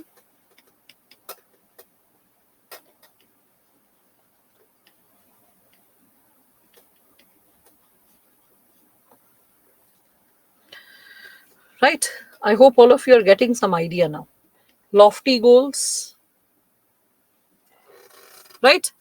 So I hope you can create your own word bank, and I hope all of you are understanding the importance of word bank and sentence bank. Is it getting clear, all of you? Word bank and sentence bank? Yes. So I hope like sufficient examples have been given. Please work on this aspect, because all forms of communication between the examiner and you, whether in mains exam or in interview, is through words, is through sentences. Honor the process of improving upon your vocabulary, working on your word bank and sentence bank. Right? Fine. I hope all of you are getting some profound and qualitative insight associated with this. Yes. Shall we move ahead, people? Shall we consolidate more? Yes? Okay. All right. So here we are. After the sentence bank, I wanted to show you, like all these quotations and stuff, I wanted to show you, I had prepared a list. Like, you can see, learn how to prepare a list of transitions. Like, a list of transitions means how one para can lead to the other. Words like despite the previous arguments, or speaking about this we may say that, okay, or regarding this it can be further substantiated. Students who feel that, ma'am, how to create the flow from one para to another, from one statement to another, one segment of engagement to the other, like that. So, with regards to this, or as it has been noted, or to put it briefly, like, when you're concluding a remark or you're giving an overview, right? So, to cite examples, do nahi, to. What I implied to say was to. To cite examples like that, you can like connect the paras. You can see this one. Many students, they actually do not understand the importance of this area. They take it very like easily. I'll give you two segments and you'll understand. Like, for example, this. Majority of you in your GS answers or essay, you have a tendency to keep writing for example, for example, for example, for example, when you know that this expression is going to come multiple times in the essay or in GS. How about remembering a list of, like, we can say, synonymous expressions, synonymous words? So, not writing for example every time, writing for instance, as revealed by, such as, specifically, in particular, right? You can just see this list. An instance of this is like that. So if you are having some, like, other words, it creates a sense of freshness. We read it and we are like, oh wow, this was brilliant. Or like, there's a sense of engagement, because the content does not seem to be like boring, because there are always fresh set of words. This is what I imply to say. Simple things can also add to the freshness. For example, majority of the students, when they have to write like but, because in every question or in every answer on and off there are some contradictory reflections. Contradictory reflections means, all of you I hope understand that, that is like opposing reflections, two statements which can have like opposing sense of insight, right? And students will have a tendency to write, like, when there is an opposing reflection, like, but it can be said, but it is there, but we may say that. Why but? Write something different. Write like nevertheless, nonetheless, however. Okay, you can write despite of, in spite of, okay, rather than. There are so many words. Pick from them. Why to write the but all the time? There is also yet. Other than but, there is yet. But if you're not like, because see, when we talk about word limit, whether you write henceforth or whether you write therefore, okay, it's just the same. Whether you write a small but or you write nevertheless, it's just the same, because words will be counted like just as one. So it's always advisable, pick up some fresh expressions which adds freshness to the capability to read, freshness for the eyes. Okay, so when I speak of, like, let's say a word bank, I also imply to say work on your connectors, conjunctions. That also makes a difference. And conjunctions, especially the one which are related to addition, because they will help you to also to continue with a para, like this one, this. So suppose you are writing another para, you're writing furthermore, it can be said. Okay. Moreover, it can be added. In addition to what has been expressed. Additionally, we may say. Besides, it can be further reflected, like that. Okay. Equally important is. So like that. That's how you can maintain a, like, sense of continuity. Fine. So I hope all of you are getting an idea associated with these areas, which look very innocent, but they add a lot of possibility in terms of how we engage with the content. It makes a lot of difference how we substantiate the content. Simple expressions, but makes it fresh, like reflective, engaging. Fine. Shall we move ahead further? So I hope all of you can now get back to the given possibility of these types of introduction, and now you can connect with the basics which I started with. First and foremost, the component of definition and quotation, whereby I said that the definition or the quotation should be relevant, it should be fresh, it should be crisp and engaging. And I gave you the quotation from Divya's essay, which she had written on democracy. And rather than writing government of the people, for the people, by the people, she wrote that democracy is treating others the way nature does. And seeing this sentence, I was like, oh, how effortless, how simple, how beautiful. So engaging is what I imply by that when I speak of it. All right. Furthermore, nonetheless, when we are substantiating this given area, we also can reflect upon certain other important segments associated with it. So when you are, like, let's say, writing a definition, when you are substantiating a definition, please look into certain other core reflections as well. That is, what can we, like, talk about, or what can we write? Let us see this. Okay. So you can go ahead with, like, let's say, when I'm talking about quotations, sources. With respect to sources of quotations, yes, you can pick it from thinkers. We can talk about their speeches, or we can talk about their writings. You can take, like, let's say, quotations from advertisements and jingles.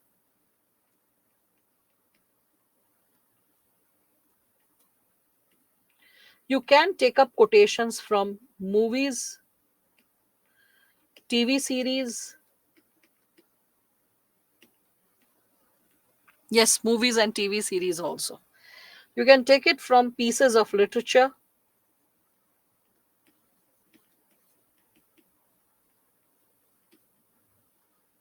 When I say pieces of literature, for example, you can talk about poetry, play, short story, novel, any of it. Right?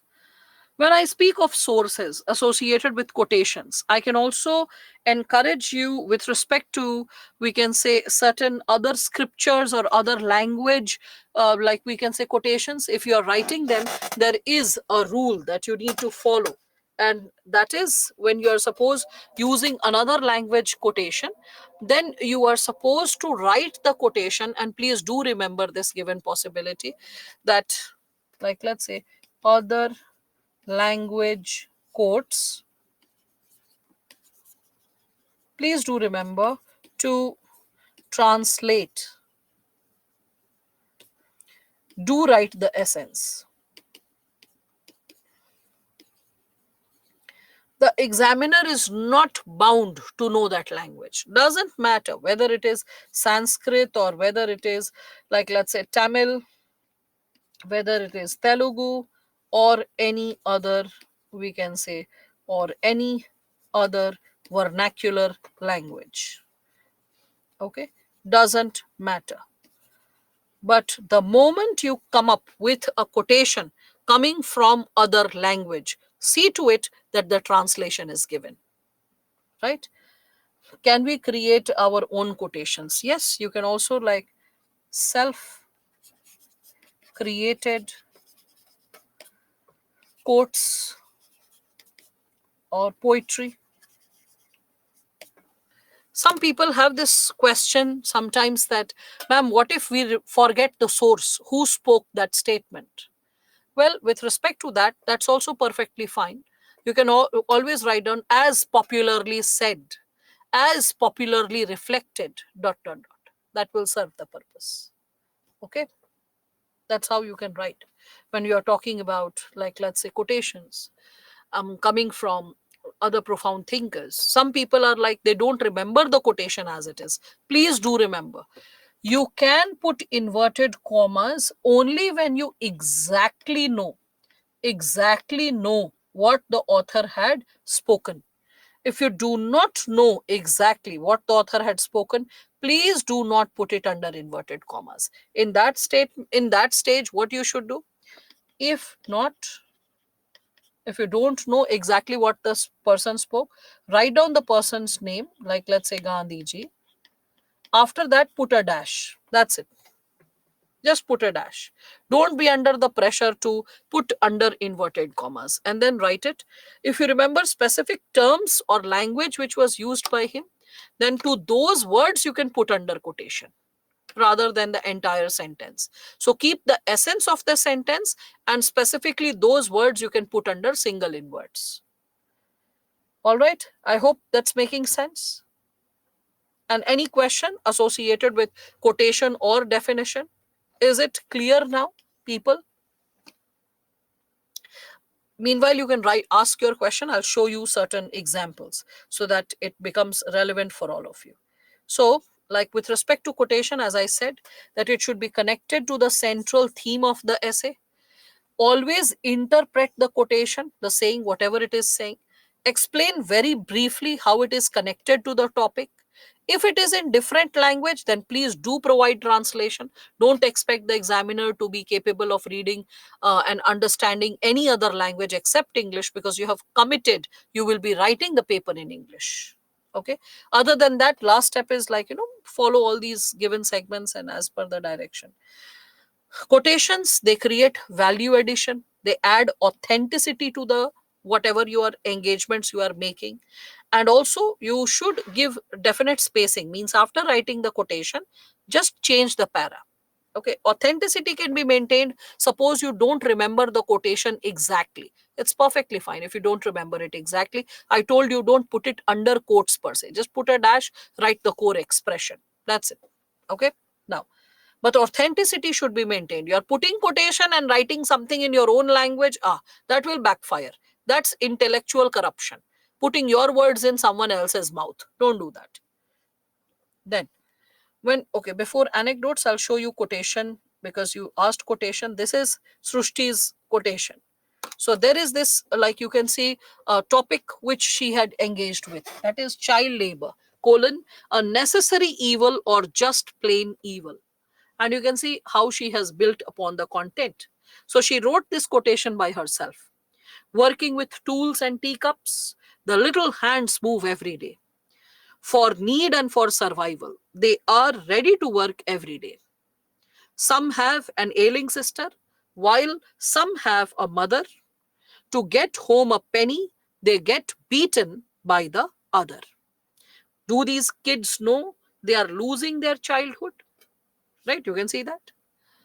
She has not only just written the quotation in the introduction, she has also written it in the conclusion. I'll show it to you.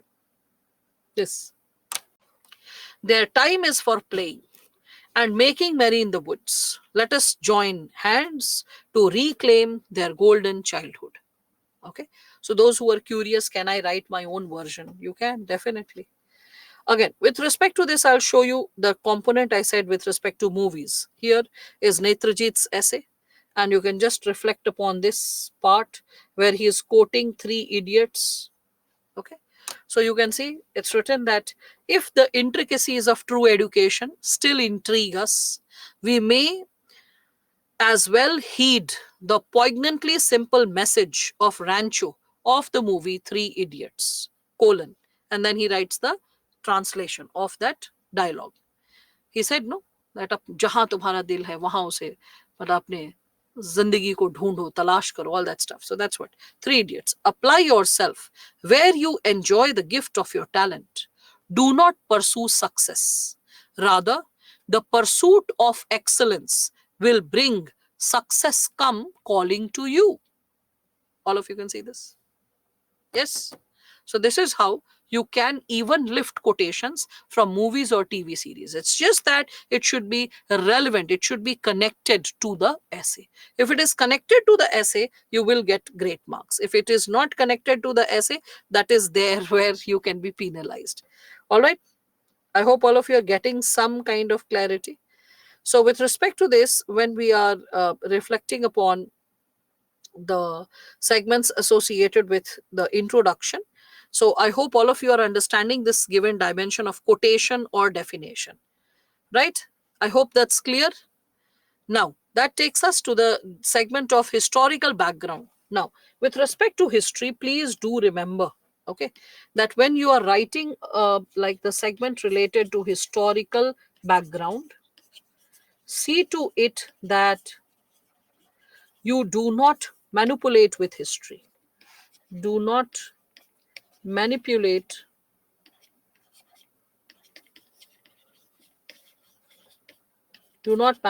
the facts. Another segment is source should be authentic. Source should be authentic and academically verifiable. Academically verifiable means don't write from WhatsApp or Instagram or some other, like, non-academic source just because you watched a video on YouTube. Please don't, that's not suggestible. So I can in fact encourage you with something. um, can we make quote ourselves and put in it? So that's what Sian I had discussed, no, when Balaraju had asked that own quotation can we write in the exam. I think you are repeating the same question. Were you at that time going to the washroom, or were you distracted when this was discussed? What is the secret of this question? Let us know. We all are curious. How come Sian is asking the same question which was discussed nothing less than 6 minutes back? Yes, Sian. Now, so with respect to this historical background, when we are talking about it, so do not manipulate the facts. Sources should be authentic, academically verifiable. It should be relevant to the topic, and it should be interesting. And this is one thing, always remember that it should be interesting. Like, for example, you're writing on the topic of secularism and you end up writing that the spirit of secularism has been propagated over the times of history, like with various syncretic processes when two cultures blend and there is coexistence. So, like, with various syncretic processes, and then you end up like writing something like this with respect to historical background. That, like, let's say there is a statement, that Akbar, when his foster mother, she died. So she was the one, remember, who had raised him, but at the same time she schemed against him so that Akbar is killed and her son is able to like climb up the throne, right? Later on, Akbar could catch hold of the plot, eliminated that guy, killed him, and still he did not, he felt a little upset, but he did not go disrespectful towards the lady. He was always, though his conversation became very brief with her, but he was always maintaining that respectful, I would say, engagement with her. Anyway, as I'm discussing about this, what I imply to say. So, this very possibility of what I'm sharing with you, Mahamana Aga, when she died, this is something which is very popularly stated that when Mahamana Aga died, Akbar was visibly disturbed because somewhere she had raised him. And what she did was that, what he did was that after her death, he observed all the rules, all the regulations of a son who loses his mother. Okay. So just like a Hindu boy, he got his head tonsured. Head tonsured means went bald. And he maintained the 13-day rituals of not eating like spicy food and bland food, and like, fasting, and like listening to Garud Puran, all that stuff he followed for 13 days. So that is, we can consider the history of India, the history of syncretism, the rich history which has built us, the rich history which has created us. So when we are talking about history, see to it manipulated facts are not there, contorted facts are not there. Pieces of wisdom, insights coming from, we can say, ancient India, whether literature, whether it is coming from architecture, whether it is coming from other like facts, events which have been well documented, please put it in place. Okay, that's what I imply by saying history. History which is verifiable. Hmm?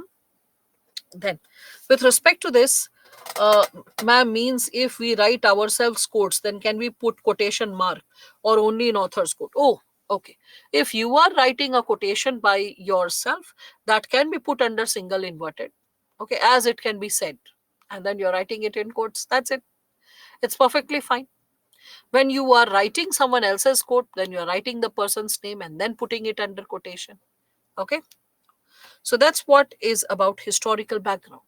After historical background, as we can reflect further, we all can see that, the segment is associated with the segment of raising question or a set of questions. So how can we engage with raising question or a set of questions? So in this, I can give you again certain examples. So raising a question or a set of questions. Let us say, okay, let us say there is a topic which you are writing, okay, and like yesterday we were discussing education as it should be, right? In that given topic, education as it should be, you all, I hope, can recall that in that given topic, if we have to suppose raise a question or a set of questions, we can always write down like this, that every time one observes school bus passing by and children littering the streets with chocolate and like chips packets, one feels like asking, are they truly getting educated? Question mark. Every time the news flashes with information of poor people being beaten up, harassed, or exploited in big bungalows, comma, one feels like asking, are educated people truly living in such places? Question mark. Every time we witness a scenario whereby people roll down their car windows and spit out of their swanky cars, one feels like asking, are they truly educated? So, by raising this question, what did you say? You actually, rather than engaging with definition, you came up with the possibility of making an interesting introduction.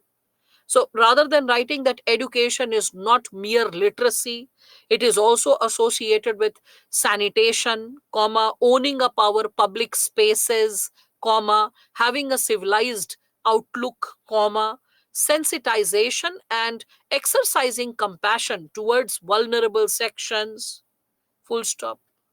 So you are giving a wholesome meaning of the word education. When you understand the wholesome meaning of the word education, you start understanding what kind of, we can say, meaningful breakthroughs can be created. Okay. So I hope all of you are getting an idea regarding raising a question or set of questions, how questions are raised. There was this this you should get an inspiration that it's not just like students from English medium, maybe even students from Hindi medium can create such amazing possibilities. There's this person way back now, Hindi medium results are not so up to mark, but Kiran Kaushal, so she got selected. She had all India third rank. She had also started her essay with raising a set of questions. The topic which she wrote was associated with um, India's emerging position in the new world order. Okay, India's emerging position in the new world order. This was the topic. I'm translating her content because she had written in Hindi. I'll non-stop speak what she had written, but in it's written in Hindi. What I have over here is written in Hindi. So I will be non-stop translating it for all of you so that you get an idea what she had written. So she wrote, there are two parts of her essay. One is associated with historical, that is evolution, and then she clubbed it with raising question. That's why all those students who are not aware, you can club two types of introduction. And after clubbing two types of introduction, then also you can write a meaningful engagement with the topic. So in this, like the two introductions which she had combined, which I can probably show to all of you, she wrote that 20th century is the century of two, sorry, 20th century is a disturbed century which has witnessed two world wars and various other unprecedented changes. Full stop. Whereas the 21st century is advancing with globalization and information revolution. Full stop. Then further she is writing, today every segment of our existence and being is getting impacted by these rapid changes. Full stop. The communities, regions, and countries which did not hold a very important position in the previous century, comma, they have increased their weightage in the present global scenario. Full stop. The East is constantly contesting the ego of the West, comma, full of confidence, it is advancing towards various towards various goals. Full stop. The restlessness of the West is also quite evident in this process. Full stop. This also indicates the changing world order and the emergence of a new global system. Full stop. It then she changes the para. She writes, this also gives birth to various other questions. Dash, what kind of changes are occurring in the world order? Question mark. Why is the world order changing? Comma. First and foremost. Question mark. In this new world order, where would be the position of India? Where would be the position of India, comma, a land of Vedas, okay, and a syncretic culture, okay, question mark. Will our future generations claim with a lot of self-respect and confidence the possibilities of development? Question mark. If yes, then what would be the direction of those changes? Okay, question mark. What kind of efforts would be necessitated to reach those coveted goals? Question mark. And then, who is going to pay a price for these changes? Question mark. And then she changes the para. Are you getting an idea, people? Are you getting an idea how to write the introduction with a question or a set of questions? Yes. Pritesh, you cannot, beta, because you just joined the session 2 minutes back. I'm not asking the question from you. You will be capable to write yes or no only if you survive the session for 15 or 20 minutes. A student who's entering the session just a minute back cannot get it. We are discussing types of introduction and we are discussing it for more than like 1 hour now because we discussed sentence bank and word bank in between. Okay, Pritesh? So I expect better discipline and a sense of connectivity. Okay. So That's what I can suggest. Yes, rest of you. Could you understand this? How to connect when you are talking about types of introduction? So, with respect to, please pick up the call. Yes, you. Why don't you make the call? I will take the call. All right, Preetesh, please go ahead. I can hear you. Hello, hello, namaste, ma'am. Namaste, बताइए Pritesh. Ma'am, in the mass examination, when we talk about the weightage of different papers and subjects, then essay had a great significance. Yes. So, because essay, ethics, and two optional papers, these are four unique papers in which maximum students write different answers. Yes, we And had just one, discussed that yesterday. So, what you're saying has been substantiated yesterday in the session itself. Saturday, from 12 o'clock, when I started 12 to 1, I discussed about all this in greater detail, giving a lot of examples and suggesting the marks as well, that how much marks ma'am, can be the scored. ma'am, the I mean, how to write essay because most of the topics are philosophical in nature, and they have very deep essence. Yes, So I'm yes. unable to write. So I want your guidance and enlightenment Okay, how yes, to yes. Glad to know that you need my enlightenment. But for any enlightenment, there is something called tapasya. And the tapasya comes when you are connected to the session. It cannot be and like, I listen, apologize for the same. yes, yes, listen. Like yesterday, you were absent for almost 7 hours. Yesterday, there was 7 hours session. If I like minus the break, 7 hour session yesterday, and today we have already completed almost quarter to 3 hours. You have missed almost 10 hours session, and it is like half of the sessions of essay, because essay, if you see, there are like one full weekend devoted for it, that is Saturday and Sunday. And after Saturday and Sunday, on next Saturday, there will be like a 4 hour session whereby I will be discussing exclusively on philosophical essays. Since yesterday, I'm discussing about various techniques, steps of essay technology, how much time breakup should be respected, what are the segments associated with each breakup. Yesterday, we discussed about how to build the content. What is brainstorming? What is brain mapping? I explained it in greater detail. I will advise, please listen to those sessions, because you cannot randomly raise those questions which are like we can consider not connected, right? So that's what. Imagine this kid, he hung up also. Oh, so institution resolved. Okay, all right. Audacity, boy. First, he misses the question, doesn't say a sorry, and after not saying a sorry, that yes, I missed it, I'll be more disciplined, raises all the questions which I have already discussed. So, I mean, like, either he doesn't trust the teacher or he doesn't trust the potential. Potential means his own potential. Because first thing of UPSC preparation, first thing is being present. Being present and studying. If you are not present, you are not studying, no one else will study on your behalf.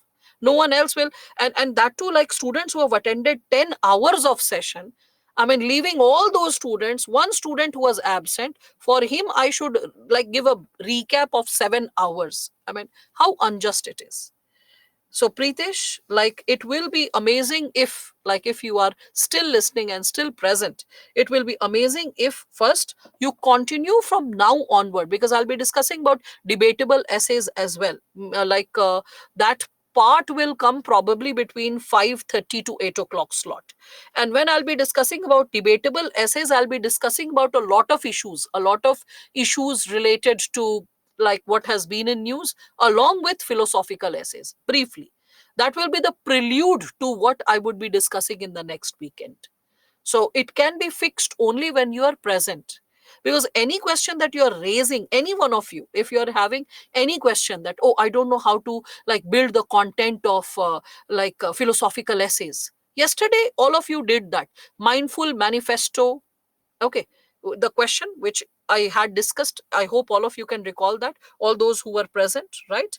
So when we were discussing about mindful manifesto is the catalyst to tranquil self. You were clueless about the topic. When we discussed choosing the topic and we discussed it just for 5 minutes, this topic started blooming inside you. You're like, oh yes, it's doable. I'm understanding that. I can connect with that, right? Yeah. But I mean, like every single query. That's why I named the session as essay technology. So when I use the term essay technology, there is a reason like behind it. The reason is when you are working on every single micro segment of preparation, how it fixes the possibility of playing the entire essay, the larger picture of it. So block by block by block, every micro unit addressed, and then you can see the like entire scenario, right? So, yes, you can master this if you are present. So, your homework will be Pritesh. Be present from now till 8 o'clock, just like all your other friends. Okay. There will be a break from like 1 o'clock to 2 o'clock, the lunch break. Have your meal. Be present from 2 o'clock to 8 o'clock. First. Second, complete the session that you have missed, that is yesterday, as well as today's first 3 hours. Okay. Complete the session what you have missed. And third, anytime don't hang up on your teachers. Teachers are gurus who transform your thought, mind, and idea. Don't hang up randomly. You should always, there should be a basic way to wrap up a session, wrap up a call. I was speaking to you and you were like hurriedly just saying your queries. I responded to it. There was no okay, ma'am, thank you, ma'am, sorry, ma'am, yes, ma'am, nothing like that. You just randomly hung up. That's not something which is taught in the Indian culture, in the Indian civilization. There is a Guru Shishya Parampara, right? I mean, though we are connected from a commercial platform, but there are certain mannerisms which we exercise towards our parents, towards our teachers, even to this date. I mean, like 15 years of teaching, and still today, if my professors are entering into the room, I stand up. Not just that, if we are talking, in the process of talking, if the professor just gets up to get a book from the bookshelf, I will also stand up simultaneously. That if the professor has stood up, how can I keep sitting? I belong to that school of thought, Pritesh. So these little gestures mean a lot with respect to your leadership qualities, how you would be behaving in the system with your seniors. In mock interviews, when I see students coming for the mock interview and presenting themselves, I can always see through that what strengths are there in the personality and what components are probably missing. And then I sense that during the classes, when the lectures are taken, it is the responsibility of us teachers to address those micro units so that a child is able to fix his or her personality. So that when the interview time comes, the child is already, like, in semblance with the services, right? So become more humble, more compassionate, more wise, more seasoned, more formal, more polished. All these qualities are also a part of the process. I hope, Pritesh, you are like listening. All right. And no more restless calls. First, understand what has been taught. Maybe anything and everything that you are raising has already been addressed, and few things will be done once a level of maturity is created. Bit by bit, we are building that. Be a part of the process, celebrate the process. All right. Yeah. Shiva, you were asking? Ma'am, crucified means. Yeah, crucified. Crucified justice. You must have heard the term crucifixion with respect to Christ, right? And what happened to him? The crucifixion, it's a very sad process or incident in that you must be remembering that he was put to death, right? So that is like he was raised on a plus, remember? Crucifixion. So there was a wooden piece which was built like in a plus sign and then he was nailed to it. Yeah. So when you like nail justice, when you nail the principles of, like, let's say justice or democracy, then you can use the term crucified. All right. How will you evaluate my essay? There is a team for that. Every time, it seems it's your like first session, every time a student is writing the essay, there are regular tests and writing sessions that are conducted, and there is a team that looks into your essay.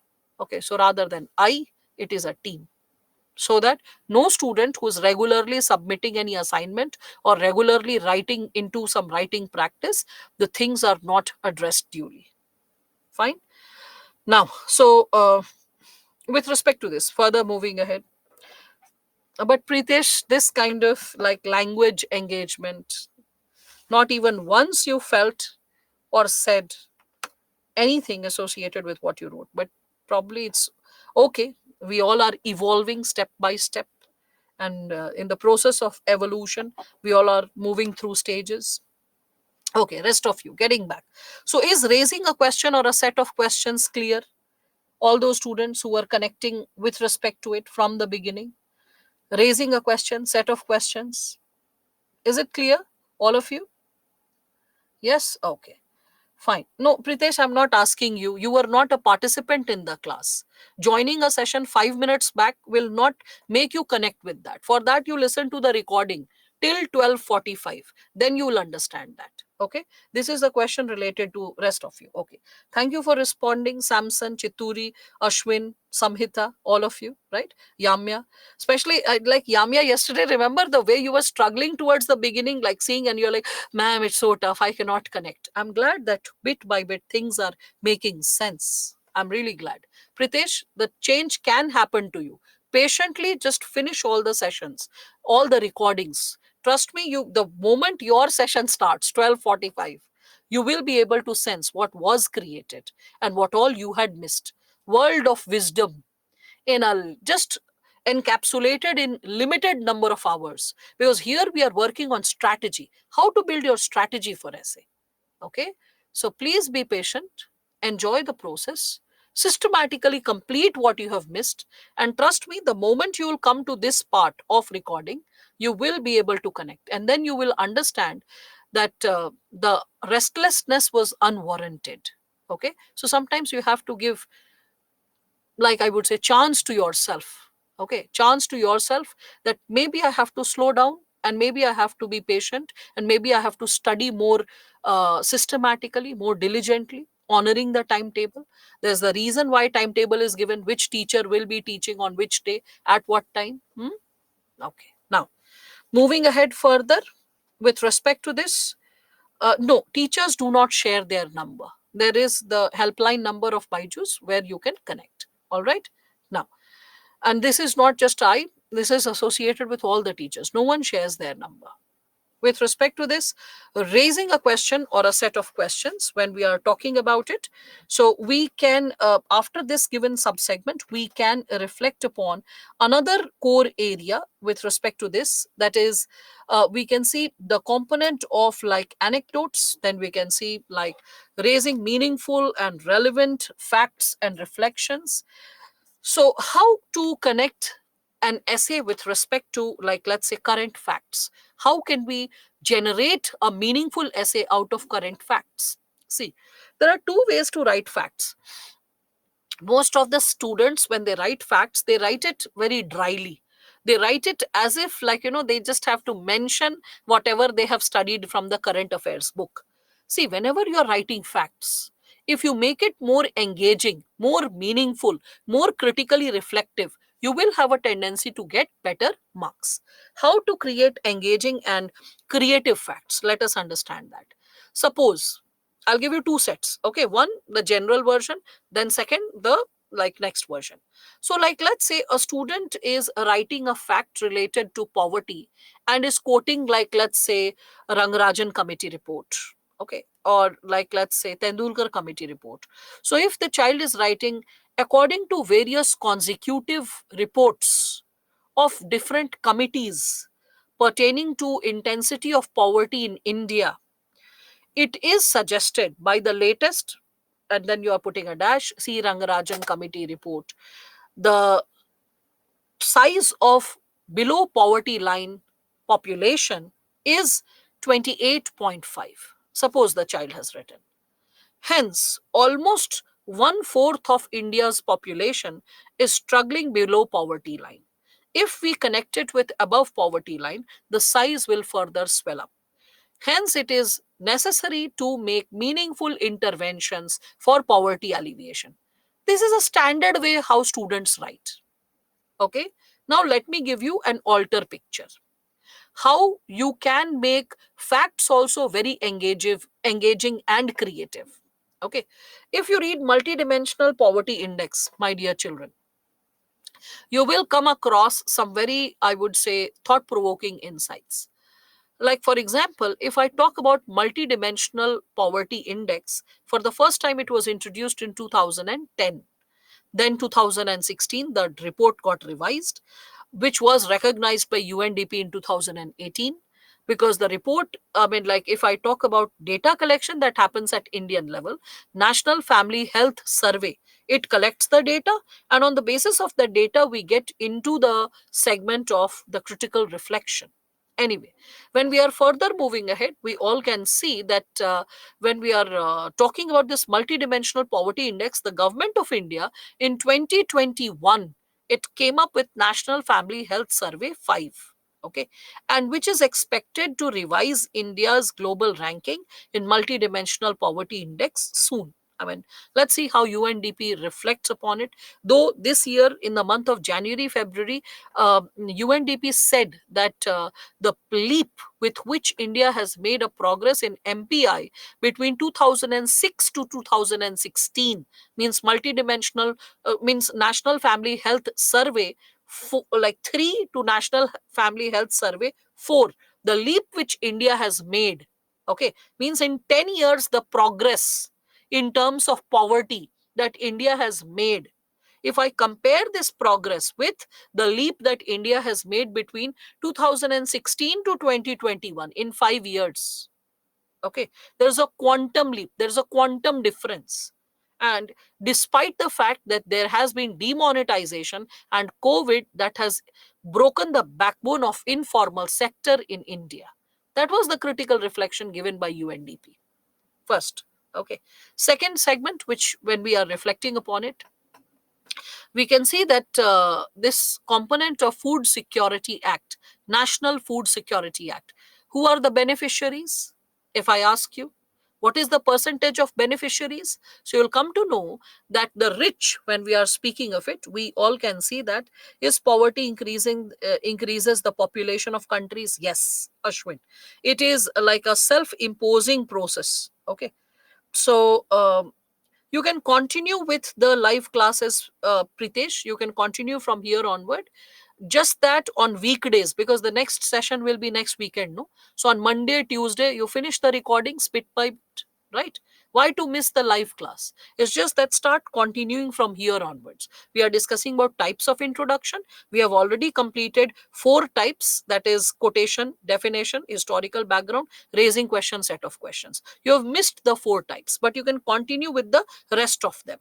Okay. So with the rest of them, you can connect and you can have a sense of understanding that okay, this can also be a type of writing the introduction, and this can also be an engaging segment. All right, now getting back to this. So is poverty increasing? Poverty in the, yes, with respect to this question, Ashwin, this was in fact asked in a previous year question in GS paper 1, Indian society, that is poverty increasing the population or is population increasing the poverty?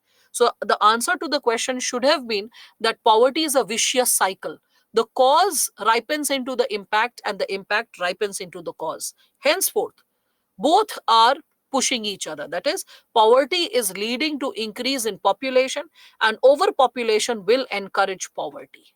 And then you had to discuss how poverty is leading to population, one segment of points, and how overpopulation will lead to poverty, segment of points, 2 sections. All right. Now, anyway, getting back to the game, what I was sharing with all of you, that raising meaningful and relevant questions. How do you do that? So suppose, if you can recall the National Food Security Act, what is the percentage of beneficiaries? So 75% of the people are associated with rural India, and 50% of the people are associated with urban India, to whom we provide subsidized food grains at 3 rupee, 2 rupee, and 1 rupee, respectively, rice, wheat, and coarse grains. Now think about it. Who is provided with food?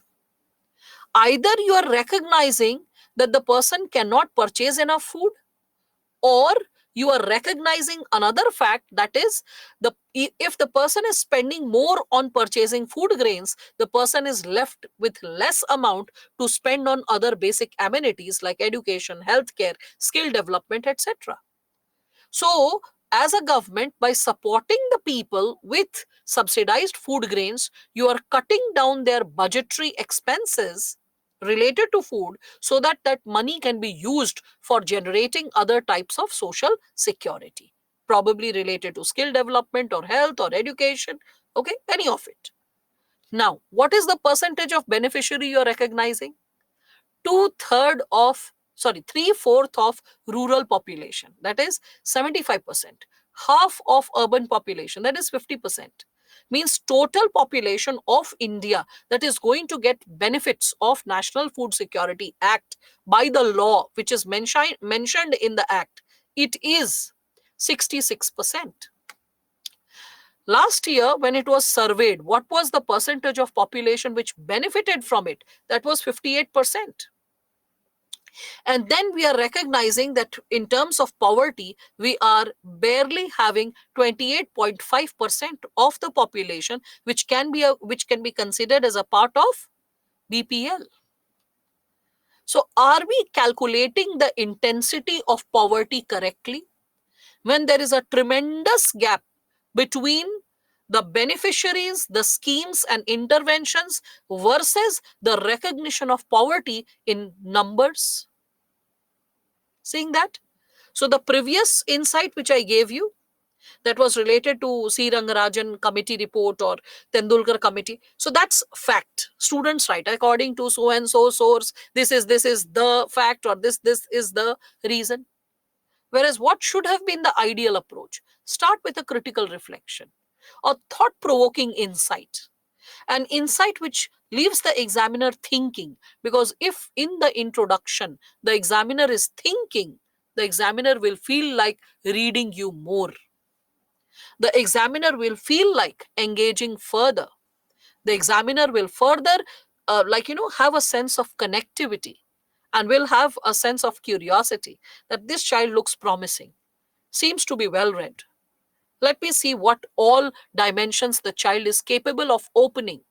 That's what is required to be opened for this exam, so that there is a sense of connectivity.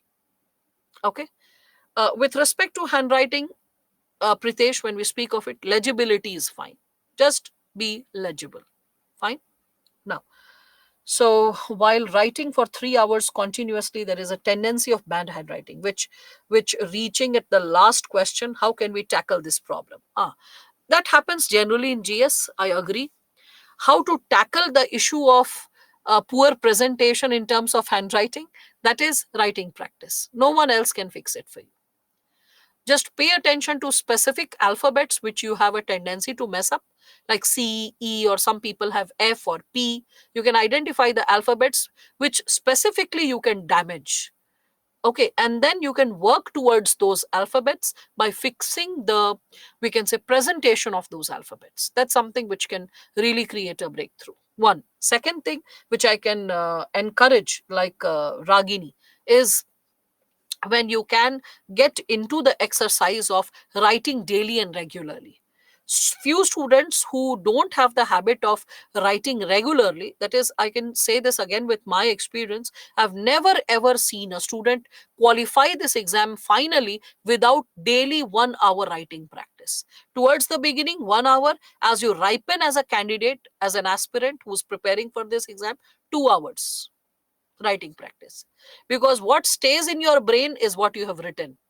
Writing also increases your speed. It makes your wrist free. It makes your fingers free. So that's why I always encourage the students that please make your own bullet points, your notes. Soft copy materials are fine. Creating soft copy notes is also fine. But until and unless you don't write and practice, your writing speed won't increase. What is your average writing speed? Your average writing speed. Have you put a stopwatch and checked it? Yesterday, because we were discussing about writing speed, and all of you realized that UPSC is expecting you to write at 25 words per minute. I showed you that 25 words per minute is not possible because of whatever the reasons I explained and showed you. Okay. Now, just a brief recap to that. I said even 22 words per minute will be enough for you to complete the paper. But question is, are you able to write 22 words per minute also? Okay. Any topic which you are very thorough, any topic which you are like very, I would say, like confident about, which you have studied in the GS paper previously, you put a stopwatch and then start writing about it. And once the answer is over, like let's say whensoever it is over, after completing the answer, see how much time you took. Do not keep the stopwatch in front of you like this. Keep it always overturned. To write the entire answer and see your speed, and then divide it, like how many minutes you have taken, then divide it with those minutes. See your per minute writing speed. You will get an idea how far you need to go. All right. I hope all of you are understanding this bit. Fine. So I hope this is clear with all of you, that raising meaningful and relevant reflections, right? Not writing facts just like that, raw facts. No. Raising meaningful and relevant reflections, engaging reflections. When there are engaging reflections, then only the examiner will feel like reading more, a sense of curiosity and connect will be established with the essay. Because remember, your introduction is the prelude to the essay. All right. So I hope this is fixed for all of you, right? So let us take a break and let us be back. It's time for lunch for all of us. So we will be back once again. What is the timing? So we all can work upon it. So it is 13:07. We can meet at 14:07, right? So break. All right. Mhm.